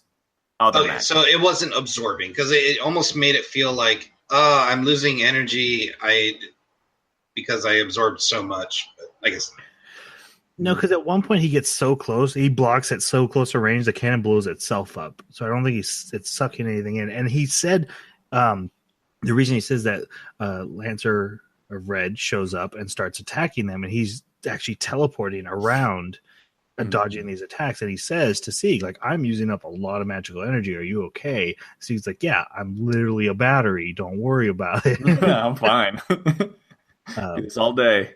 And then Sieg decides he's going to go fight Lancer, which is what Lancer wants. So he goes and transforms into Siegfried, Saber of Black from part 1. And they begin their fight, but we'll get back to that in a minute. Because first we have Archer of Red comes back and she finds Ruler, who's been standing atop in front of these planes, like blocking the blasts that come at them. And you help me with this. She has a demonic boar pelt. Yes. It is the mythic boar. Okay. It's a boar that she slew to prove her worth to her father, basically. Is this a noble phantasm she has? Mm-hmm. No, I don't think that is her noble phantasm, is it? Yeah, the boar pelt was, I believe, the boar pelt was something very important to Atlanta. And so I think that's what they tied to her noble phantasm, was being able to metamorph into a boar warrior, basically. And like the boar ears and stuff were supposed to symbolize that she was like, a furry.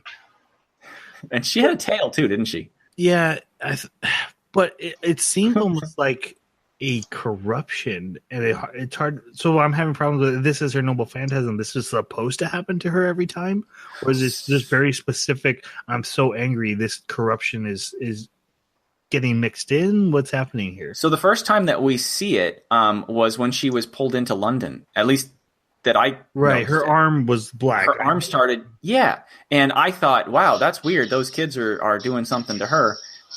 Maybe they corrupted her noble phantasm. You could be right. But we never saw it at a point where it wasn't corrupted that I'm aware of. So I don't have anything to compare it to. So I don't think so. I think that this is, I think this is her ability, but I think that her attitude was wrong while she was doing it. I could be wrong though. It could be that this warped her mind and her noble phantasm. Either way, she takes this boar pelt and like puts it inside of herself, and it gives her a huge power boost, kind of transform her and makes her Ruler's equal. Because Ruler, like Jay's mentioned, is like 4 heroes together. I did find that to be strange. Mm-hmm. So this is actually probably my favorite fight, mostly because of on a technical level with the camera. What they did with the camera in this fight, there's one point where it jumps behind Ruler, and then she jumps and attacks, and then when she hits Archer goes flying, and the camera goes with her, and it was like, wow, it's just amazing. And every single fight from this point on, whenever there's a big explosion, there's this like crackling ripple that the sound makes. It makes it sound like your speakers are ripping apart from the sheer power on display, and it's very viscerally satisfying. Absolutely. Mm-hmm. What I did like about this fight as well is it just showed how powerful Ruler is on her own, because the Archer obviously became not only extremely powerful, but also became very feral. And even though with these just enormous attacks that would rain down thousands of these like dark energy arrows, Ruler was still able to hold her own and also pin her to the ground through one of her wings. Rip her wing off. Right. This fight was fantastic. Mm-hmm.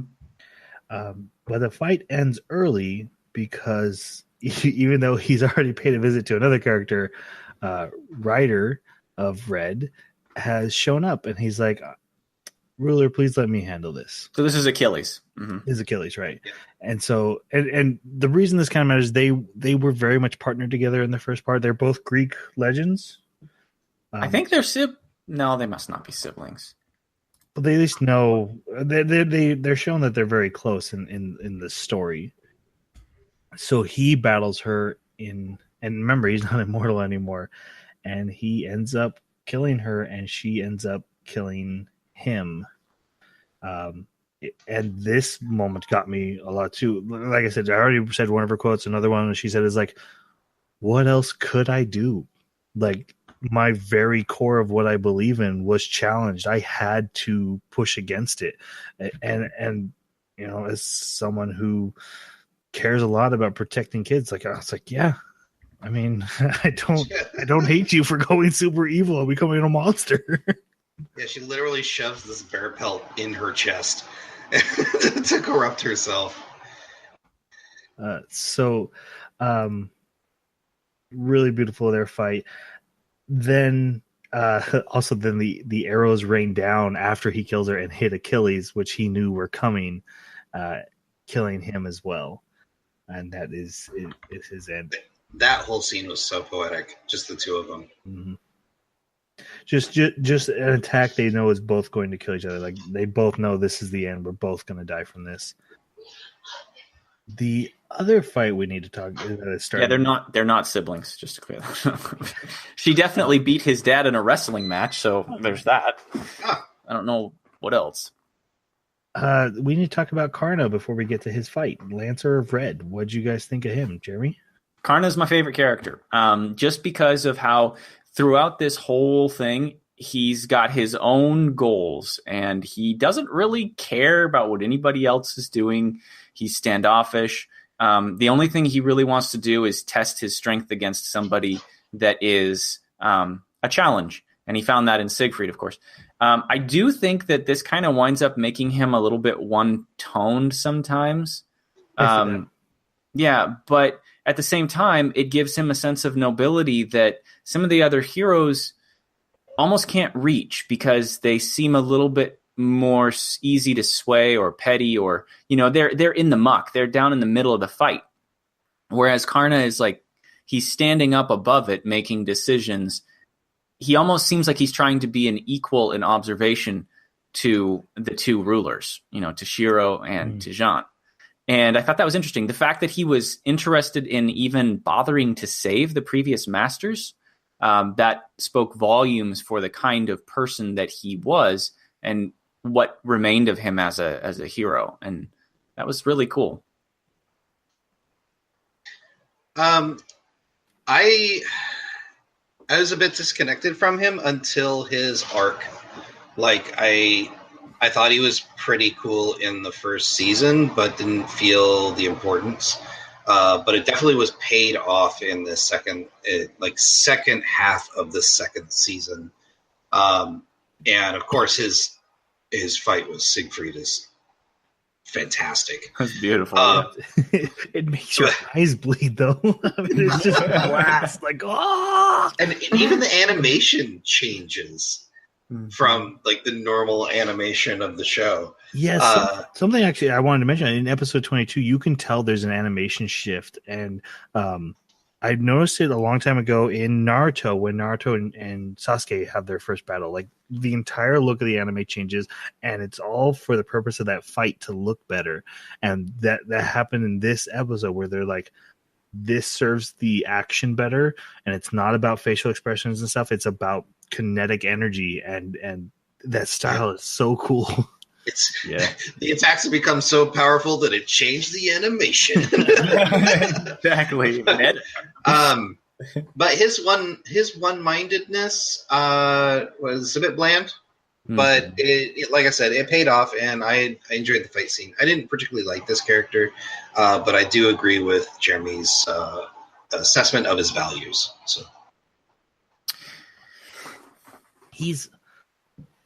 I agree. The one note thing stands out a little bit too much for me, but he reminds me of great hero characters of yore. I kind of just wish he had been a little more conflicted about the team he was on. Yeah, and it was clear the Grail War did not matter to him. He was there to find someone to fight. Which you brought up in pre-show, it's like, if that's the case, why was he summoned at all? Yeah. Because the whole idea, though, for experience is you've got that incentive of the Grail. And there's also a character at one of the Fates points this out. Most of these characters are heroes. They should want to help people. It is innately in their nature. And so a character like him to be like, oh, he's going to F with humanity. Well, that's fine. Yeah, I mean, if you are truly a hero, then that should weigh on you. But fate kind of wibble wobbles on that, so whatever. Jack the Ripper is called a hero, right? Yeah, there's clearly evil heroes that get called in as well. But some of them are true heroes, and they don't seem to react appropriately. But the purpose he serves in the story is very well done. Mm-hmm, mm-hmm. And again, the fight that happens next, which is basically giant blast of power at each other. I'm hitting you with the sun. I'm hitting you with the dragon's soul, and he actually, Karna is winning. He's coming in with his ultimate attack, and Rider of Black, Astolfo, comes in with Achilles' noble phantasm on a shield, and seems to send that attack to that other world, or puts them in the other world, so that magic no longer matters. It's kind of not clear, but she comes in and just kind of knocks that attack away, and then Sieg in Siegfried's body is able to. I really like that he threw Siegfried's sword, and then they both ended up running for it, and at the last second pulls out Sieg's sword and stabs him with that. And he's like, "Oh, I had two swords the whole time." Yep, tricky-o. Yep. My only issue with this is Karna's like, "Let's have a fight of honor and power testing," and another guy got involved, but I'm okay with that. Your servant was always part of the equation. Yeah, extension of yourself. Did he say that? Yep. Yes. Oh, I missed that. Yeah, he said that the servant was an extension of himself, and he miscalculated. And Achilles' shield was always a part of the equation. And you carried two swords. I should have remembered that. And Achilles apparently has two noble phantasms. That is precedented, but still. Yeah, you can have more than one, obviously, but it kind of seemed like it was the same one. Same deal. Yeah, because it built the Rome like a Colosseum at one point, and anyway, doesn't matter. We should keep going. He's got a whole world in his shield. Assassin of Red, who is in charge of this entire floating castle, Ruler finds her in her throne room, and she's like, "Yeah, you can go on. I'm not here to deal with you. I'm here to deal with the people who are coming next," which is what the next episode really focuses on. Yeah. I did. So we should talk about the two characters who walk into this room, into this death trap. We have Saber of Red, Mordred, and Shishigo. Jason, Saber of Red, your favorite character. So you start off. I'm really enamored with this character for a couple of reasons. The whole, I don't want to live in the shadow of my king, who's also a girl. It's her father. Her father, mother. His king. Father. Right. but they're the same age. Anyways, that was when weird. When they died, I guess. Okay. What? Which doesn't make sense either. But I think what I really like about her is not only her bravado and also this tendency to do good things, especially if it serves the purpose of just fighting to fight, kind of like that Goku. I just want to fight, especially if it's for a good cause. But I also, so I like the bravado, but also so there's a scene where she's just stuffing her face in this cafe, and Astolfo and Sieg run across her, and they sit down and talk, and they kind of do this like back and forth of, well, why would you want to save humanity? What do you think of humanity? What do you think is good? What do you think is evil? Because what's interesting behind the scenes is Mordred's trying to figure out what in the world a good king is. Because Mordred knows she wants to be king, but she doesn't know, but she wants to be a good king. And that good statement is what she's really tussling with. And because she stands up from this like lunch thing, she's just like, I just do whatever the crap I want. And I don't worry about what other people think. And it's like, well, that's kind of the opposite of what you might call morally good, but but you want to be a good king. So I like her character because, like, on face value, she's she's very straightforward, very bravado, very decisive. But internally, she's extremely conflicted, and I think it made for a really decent character, especially her relationship with her master. Mm-hmm. I totally agree. I love how it kind of put on display a situation where a person who might be in a situation where they're constantly pressed in directions, they're told, you must be this, you must live up to your father, King Arthur's lifestyle. And then her I'm going to just use names because this is confusing. And then Mordred's mother saying, you've got to be better and you've got to do it the way I want you to do it. And you should be vicious and you should be angry and you deserve all these things. You should have the kingship just because. And so again, nobody's really letting Mordred try to figure out what Mordred wants. And I think Shishigo is the first person that was ever in a position where they had power and yet was offering that opportunity for Mordred. And I mean, we see that in the first half of Fate Apocrypha, where, she's like, well, what are you going to order me to do? And he says, well, what do you want to do? And that's the beginning of their relationship, and it carries on. And so he kind of, their relationship very clearly turns into this father-daughter relationship where he's the father that she would have been a good person in her life before becoming a heroic spirit had that been her father. And then, we see that she's kind of the counterpart to that when we learn about his story. And I really liked that because that's what it takes. It takes an opportunity where a person is a little bit less pressured and stressed, and then they can decide for themselves. They can start thinking more clearly about, what do they think of matters that are good or evil or morality, things like that. You can really come to those senses if nobody's like shoving you around and telling you what you have to believe. Yeah. For Ryder or for Saber or Red for Mordred, there's because of her connection to King Arthur, who is a staple character of the Fate series. And like I've said in the beginning of this podcast, one of my favorite anime characters of all time. The themes they explore with her are almost the exact same things from the very opposite angle. Whereas Arthur worries about what makes a good king after having spent her life as a king. Yes, you're right. Whereas Mordred is worried about what makes a good king with no experience and no idea how to even approach that situation. And she talks about coming up in this. She has flashbacks to seeing King Arthur and realizing that what she really wanted was to take that burden from her father because of the strain. And we see that burden on King Arthur in the Fate series. So that makes her super interesting to me. I liked seeing her. She is an extension of another character that means a lot to me. But the character I really want to call out is Shishigo, because this character says dialogue that goes straight into my soul. And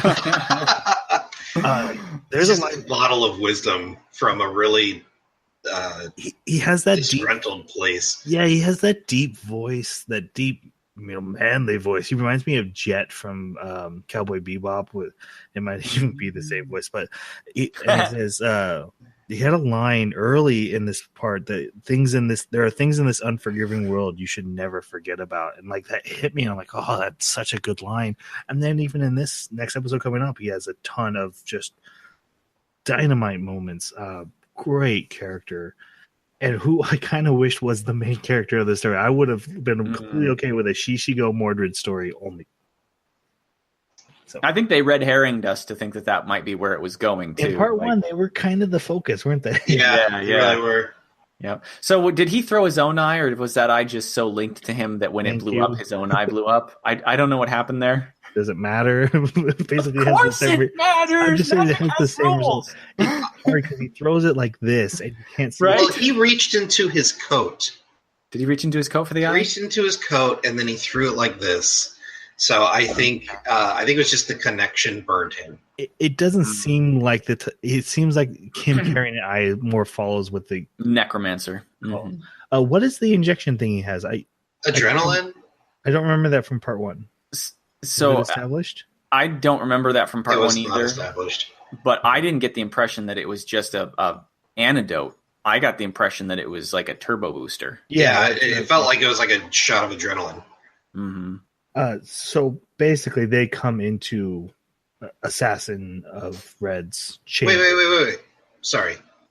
Let's finish the fight, and then I'll ask my question. Okay. Well, I was just going to say, then when they realize it's a trap, she kicks Shishigo out and tries to battle on her own, and kind of gets whipped around. And then, like I said, she realizes what her true wish is, which is going to matter in a second. And she gets him back inside, and she says, like, I want to win. He's like, but what about the grail? She's like, no, I want to win this. And he gives her that power boost. It was Morales' nano boost. That's what it was. Now, does he burn all his command spells here as well? Yeah. I think he does. He tells her land the blow or something. I forget what he says, but he says something, and his command seals disappear. She does. Huge, awesome fight, and we can't explore every single one too deeply, but she managed to get the killing blow. I was a little upset about that. She's like, she's over there dying. No. That every horror movie that does not work. Stab her in the head. Yep. But she wins the fight. Then the two sit down and share a cigarette, which was kind of funny. Her first. And she reveals to him what her real wish was. She's like, yeah, I actually just wanted to make my father happy because I saw the burden of being a king.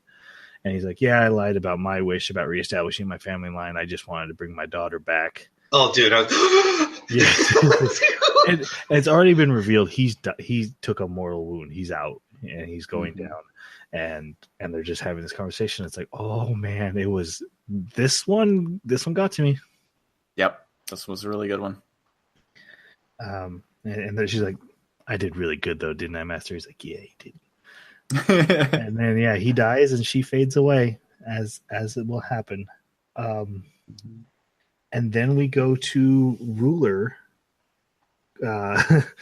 getting caught by Saber or Caster of Red, who is William Shakespeare. Really quick thoughts on William Shakespeare because I'm so confused by him. Kind of a favorite of mine because he's a little silly. He's definitely silly. He's definitely psychotic. My question is his power, he's writing this story as it's going, or is he recording what's happening? I can't tell you. I think it's open for interpretation. Because it was so important to Shiro to use a command spell to make his story not a tragedy. And I don't know what in the world that had anything to do with what was going on. Unless somehow his noble phantasm was having an effect on reality. There was a quote in the first season I called out about. He said something about like my story, or that it was going his way that he wanted. But yeah, here, either way, I just had every scene he was in. He just like walks in and steals the show. Like, hi, I'm William Shakespeare. I'm not even fighting. I don't even have a power that really is that helpful. But I am the most important thing in this room. There isn't one point where he actually raises a hand to fight anyone. Yeah. That's amazing. Yeah, for me, he was really funny and he was a very interesting character, but at the same time, I don't like the way he ended. It was underwhelming for me. So I'm really torn on that character. I love the idea and the possibility of him writing the reality and what that indicated with Shiro, but I'm not convinced of it based on the way he was writing about the end events as they were transpiring. I don't know. Seems a little fuzzy for me there. Yeah. Either way, he seems like the worst hero spirit to get because he's not here to help you win. He's just here to watch an awesome story. Right? Yep. But his final line, though, we'll say it when we get to it. Okay. It's good. He basically puts her into his reality marble, which is making her watch the history of her life, questioning her about, you sacrificed and that they burned you at the stake. And then he makes her see Sieg being burned at the stake. And basically, he's able to tell that she's in love with Sieg and is using that to torture him. And he brings another spirit into the story. How? I don't understand. That's not unprecedented. There have been heroic spirits who had heroic spirits, and they were casters. Well, sure, but how did he summon him? We had the full number. We had the quota of 14 plus 2 rulers. How did this additional hero get summoned? Also, how did he have an object to summon this dude? I said this in the last podcast episode we had about this. The rules of the Holy Grail War are super sloppy and loose. And but you have to establish them. You can't just say, "Oh yeah, there's another hero now." Don't ask questions. Wait. In Fate Stay Night and Unlimited Blade Works, the caster has an assassin who's not actually assassin. I know. Yeah. But how? But that isn't an additional hero. It's one of the heroes. No, because there's assassin and then there's also assassin. Why are there? How can there be two assassins when there is? We don't believe it was an assassin. Now this is Fate Stay Night, and I'm talking about the samurai guy. The samurai guy. This is the stairs, but there's also assassin who works for the blue-haired boy in the high school, right? She had like the chains that she would wrap you with. So there's two assassins, and why? How did she manage to get a second assassin out of the equation? And it's just because and the honest truth is they don't actually care about the rules. I gotta look that up. I swear that there was an assassin missing, and he filled the spot of that assassin. I have to check that. I don't want you to check it because we need to talk about this. I'm gonna check it. But we have to talk about. You need to talk about this character because he's like the character you know the most about. My mind's on this other character now. Which character are we talking about? Oh man, here we go. Giles. Oh God, Gilles. So go ahead, give your theory about Gilles. Well, okay, so you've actually given us the history of this character back in the Drifters episode because this character was in that anime too. Mm-hmm.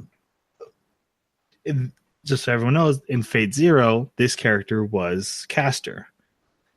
Which was a psycho crazy magic casting child murderer. In this one, because he is Joan d'Arc's former ally, he shows up and he's like, "Hey, because of you, I murdered all these children." And he's holding Sieg's head, which is making her break down because she's in love with him. It plays further into this that he blames her and he's like, "Look, humanity's the worst. Look at me. I exist." We totally need to wipe out humanity or save humanity or whatever they're doing. I have a theory. We're actually running out of time, so we can't get into as much as I wanted to. That the person who summons the heroic spirit changes them within a range. Like, so you are who you are, and then when a heroic spirit is summoned, it's actually a copy of you, and that when that heroic spirit dies, the memories come back. That is actually part of Fate. Mm-hmm. But that when they summon you, you can, if in Fate Zero, a psycho child killer summons this guy, he comes out a caster who is like, "Yeah, let's go kill kids. That's going to be awesome." And when William Shakespeare summons him, he comes out like, "Yeah, I'm turned into a crazy person and I'm crazy, but man, aren't I bad? That was bad. I was really bad." Jeremy thinks I'm ludicrous. I do. I didn't particularly care if this character was there or not. In fact, I didn't think it added anything to the story. Honestly, I knew Shakespeare needed to mess with her because this is a cameo Easter egg for Fate fans. Yeah. Okay. 100%. Well, then because Caster was the big villain of season 1 of Fate Zero. And he's always talking about John, my John, my John, my John. Okay, so, side note, I did like that finally made sense now because I always was like, why does Joan of Arc look like Saber? And then when that's right, because he thought Saber was Joan of Arc. Yep. So yeah, I mean, having done some research on Gilles de Rais, he was a horrible, horrible person. I mean, he even goes so far in his confessions in the transcripts to where he says, if I remember correctly, I can't remember exactly how it was put, but he basically said, I made a contract with the devil, but I made sure that the devil wasn't going to get my soul because it doesn't matter what I do, how many children I kill or anything like that. As long as the devil doesn't have my soul, I'm going to heaven. And so he was completely okay with everything that he did. Right. And so this character, I think that this is just another opportunity where people can take a creative liberty with a character and say, maybe they were remorseful. And when we look at what happened in Fate, which I don't want to spoil it too much, but he is obsessed with Jeanne in Stay Night, and he is trying to reach or Fate Zero, and he's trying to get to her. And the reason is redemption. He wants her to tell him that he's forgiven and that all is okay. And I think that that's the reason why he's so crazy in that series. Whereas in this series, he's looking right at her. She's like the first thing he gets to see when he's summoned. And so he gets his redemption because he's kneeling in front of her, weeping, saying, "Please forgive me. You know these things. Is it possible? Can I be forgiven?" So he gets to answer that question instead of to continue being in a state of no surety and saying, hey, if I'm guilty of it, I might as well just keep doing it because I need the power right now anyways. So I don't see it. I mean, it is possible that when you bring a hero back and that hero could have a different sort of filter on who they were based on who's summoning them. And that's the way you put it. And it's possible, but I don't think it's possible based that this is the only case I've seen. And I don't see anything that's different that isn't all Jean. Jean is such a big variable. And like you pointed out in our earlier conversation, the only other hero that's been summoned twice is Saber from the two Fates, and she is very, very similar in those two. So anyway, that was just my theory of it. I would like, if the audience has any further thoughts on that, these would prove me wrong or prove me right, to share them with us, because I could use some help, guys. Oh, and as far as Fate Stay Night, there weren't two assassins. That was Ryder. No, she was Ryder. Yep. No, Caster got the assassin, and we're totally ruining Fate Stay Night for people right now. Jason, you should still watch it. Yeah, it's really good. Well, Stay Night isn't so great, but you should watch Unlimited Blade Works. They do still play with those rules floppy like, though. I stand by that. They do. I agree with you. Okay, so basically all this stuns Ruler, and she's kind of considering giving him. Shiro comes out. He's now looks like his old self, but with white hair, long hair. And he's like, "Hey, my wish was granted. Humanity's totally going to turn into spirits, guys. It's going to be great." And Ruler's like, "I don't know. Maybe I..." And then Sieg shows up. He's like, "What? That's dumb. That's the dumbest idea ever. Humans aren't going to like that. That sounds boring." And Ruler's like, "Oh, yeah. What he said. I'm going to side with him." She decides to destroy the Grail and uses her second noble phantasm, which she hands to Crazy Guy. "Hold my flag." Pull out a sword. Which, hey, thank you. I'm just happy. I admitted the flag was cool. Glad she has a sword. But how do you like how she wields the sword by the blade? That was amazing. So yeah, also her noble phantasm has to have her kneel and pray to the sword. Yeah, pray while holding the sword like a cross, because the sword and bleeding on it, of course. Yep. And so Jairul blocks any incoming attacks with the thing and sacrifices himself, and then she sends this huge explosion at it. Shiro cuts off his arm and turns it into a black hole. Didn't know he could do that. You didn't know? No. Which ends up saving the day, but she's got one hand that can do one type of magic and another hand that can do another type of magic. That's what it seems like, yeah. Okay. Not clear on that character. Moving on.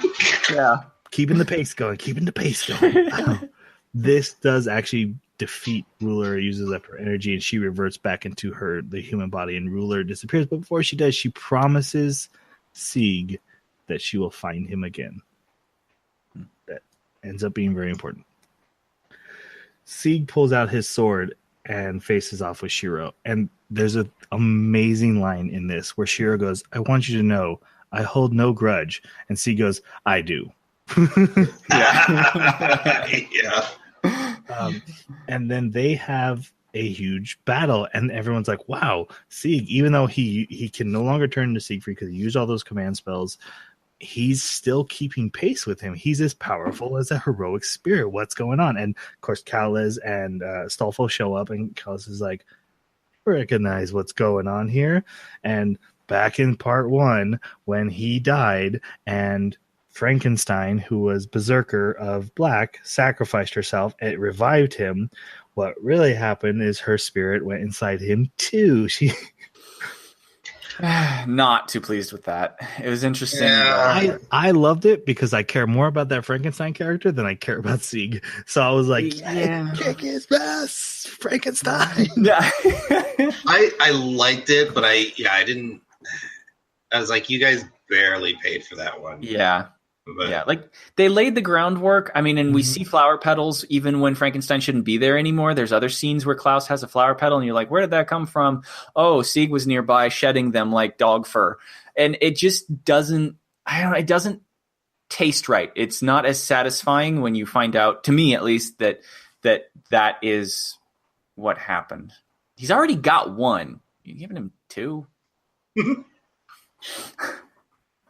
I guess the only reason I really liked it is because I really did like that Frankenstein character and that death, and I like that carried something of that carried over. And maybe this isn't the best way to do it. I could probably admit that, but I did like that Frankenstein and her sacrifice had an effect on this final battle, and that character still mattered, even though they had hardly mentioned her at all.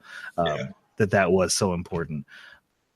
And again, because I don't feel much for Sieg in this final battle, to know that there's a different stand in for Sieg. Anybody?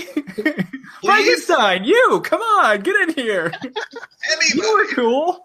The fight ends with him actually getting stabbed through the chest, but he grabs onto Shiro and does Frankenstein's self-destruct. That was kind of cool. Yeah. Basically, what this results in is Shiro wakes up an assassin of Red's lap, and she's like, "Hey, you're gonna die." And he's like, "Oh, okay." And they talk for a little bit, stuff we kind of had to skip over, and she gives him a kiss goodbye, which is a poisonous kiss of death. But I don't think it was meant ill will. It wasn't like I'm going to murder. I think it was more of a mercy kill. Yeah, absolutely. Which I'll admit, I actually kind of liked that a little bit. They had been kind of teasing their relationship the whole time, and I liked that there was a little bit of payoff. She was one bad lady, so this was really interesting to me because they're like, have compassion for the bad lady, and I'm like, bad lady? I don't think she was just bad because of circumstances and everybody, treating her bad. I think some people are bad. But she did earnestly care for him. Even a bad person can fall in love, I guess. This fictional character was an interesting take on her. Yeah. Yeah, that's another thing. I don't know a lot of these characters' histories intimately to judge the character based on the truth. The other thing is Astolfo and Sieg end up inside the Grail because they have officially won the war. And even though a wish has already been made, had already been wished for. More great rules. And he's like, "Oh, can I undo the wish?" They're like, "Yeah, no, that's not a thing. It's going to take longer than we thought, but we are definitely going to still have to do that wish." It's a very dramatic scene, but he basically wishes. They start like bartering with it because the Grail manifests into like a terminal person. It's a homunculi which were used to create Grails at one point in Fate stories, so it kind of makes not sense, but whatever. It ties into the history of one of the families. She's actually in the likeness of the person who was supposed to be able to make the third magic or whatever. Oh, okay. And she's like, and basically they start bartering of like, okay, you used up a bunch of magic to do this wish that you're doing. We get that, but do you have any left over?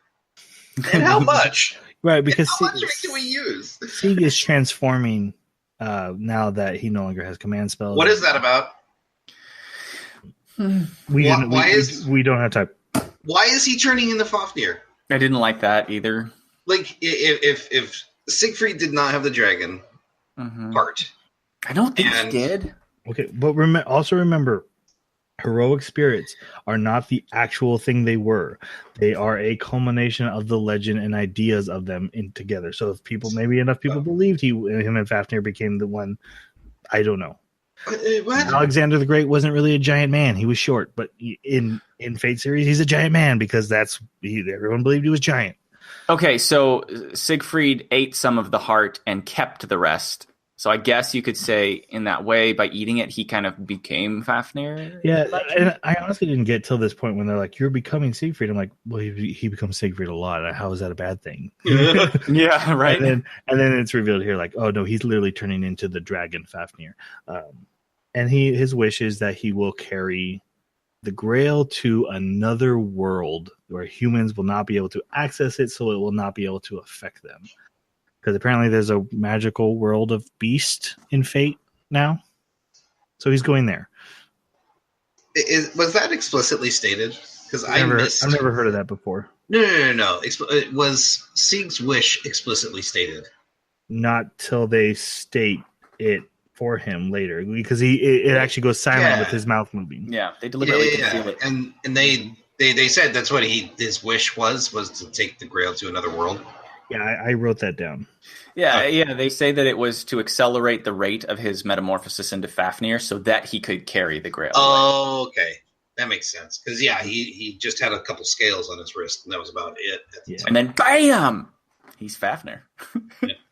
Astolfo carries the survivors out, and they see the dragon. And the last scene of this is William Shakespeare finishing his story, and then the temple crumbles, and he falls as he's disappearing, and he has this amazing line where he says, "It was perfect, but I actually wanted to be the lead of the story." Oh, that was good. That was good. It would have been great if he was the lead. I would have loved to see what happened. And then we come to the epilogue of characters. The girl ruler was in and goes home. Astolfo sets out to do good deeds because that was the last thing he was told to do. And then our Callus joins the Mage Association with the character that Jeremy mentioned from Fate Zero being the head. Mm-hmm. I like how they weren't gonna take him in, but they're like, well, since you're the only one left.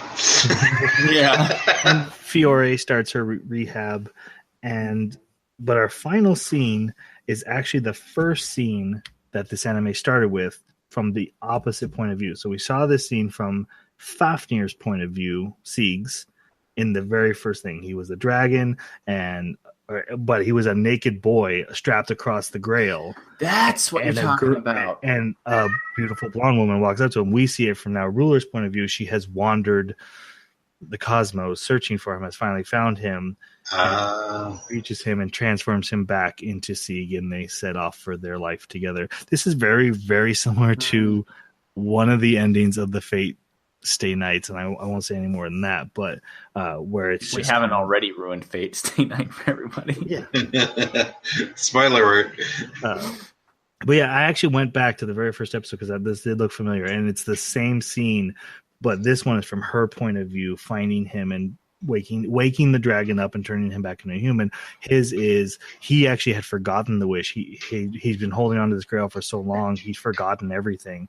And then she shows up, and we see it of him naked on this thing, and then he reaches out, and then you see just a dragon claw for a second, but yeah, so they get to spend eternity together.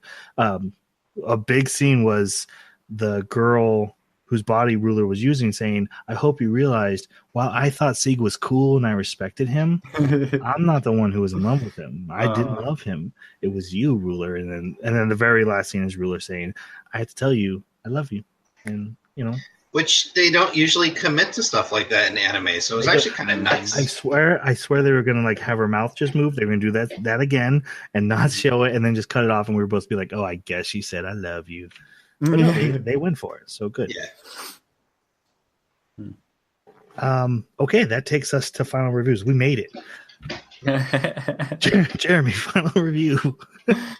All right. So I do think that they delivered pretty well. But when I stack it up next to other Fate animes, which is what I have to compare it to, it just doesn't meet the bar. It's got great combat scenes. They're beautiful. Some of the characters really pull on my heartstrings, but at the same time, it doesn't seem like all the characters really have something worthy of their presence, like something that they're really striving for. It almost seems like they're just kind of pieces to go off in weird directions to keep the story from being one regular storyline, which, I mean, that kind of happens in Fate, but this was way, way more. In the end, I got to give it a hesitant 4. It's not a 3. Is that for part 2 or the whole thing? Because you should do both. Okay. For part 2, I'm going to give it a 4 because I really liked how they wrapped up a lot of the characters and some of the combat scenes. But overall, I got to give it a hesitant 4. Like, it's leaning low on that. That makes sense. Mm-hmm. Jason? I actually agree with most everything Jeremy said. I just didn't like the first half as much. And I think that would probably be because I didn't have anything to base it off. I haven't seen any of the other Fates. Yeah. So this side, I would give it a 4. I would watch it again, and I would definitely recommend it. But the first half was just... I did not like it, so I'll give the whole thing a 3. Okay. I'm gonna match Jeremy's review almost word for word. So I'll just say 4 and 4. The only thing, like I said, is that Sieg was kind of a sticking point for me, but he didn't ruin the anime or anything like that. He wasn't like an annoying character or grounded on my gears or anything like that.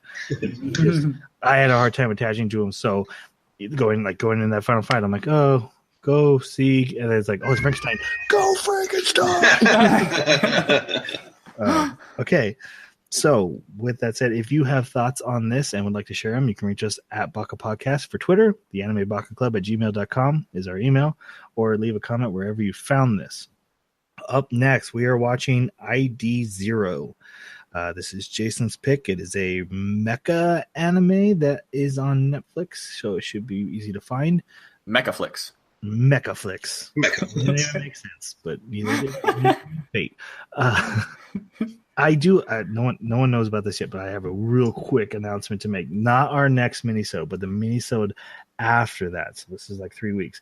We're going to do what I call a frequently asked questions for Baka Baka Baka. So if you have questions for any of the hosts, I have a plan if you don't. So, no pressure. I imagine we're not going to get many. But it's going to be a question and answers minisode. And I wanted to give you guys plenty of time to get your questions to us, because if I waited till the minisode, then you're only going to have a few days due to recording time. You have a few weeks now. You have questions about our thoughts on a certain anime. It's something we've said on here, our past watching anime, anything that's not political economic debate, hit us with. And we will do our best to answer. And like I said, if we don't get questions, I have a plan for the minisode anyway. So that is coming up as well. But our next minisode is actually about video games and anime, like we love to do. So listen to that too. With that said, I think we're all done, unless you guys have something to add, and let's say goodbye. Thanks for listening. See you next time. Sayonara.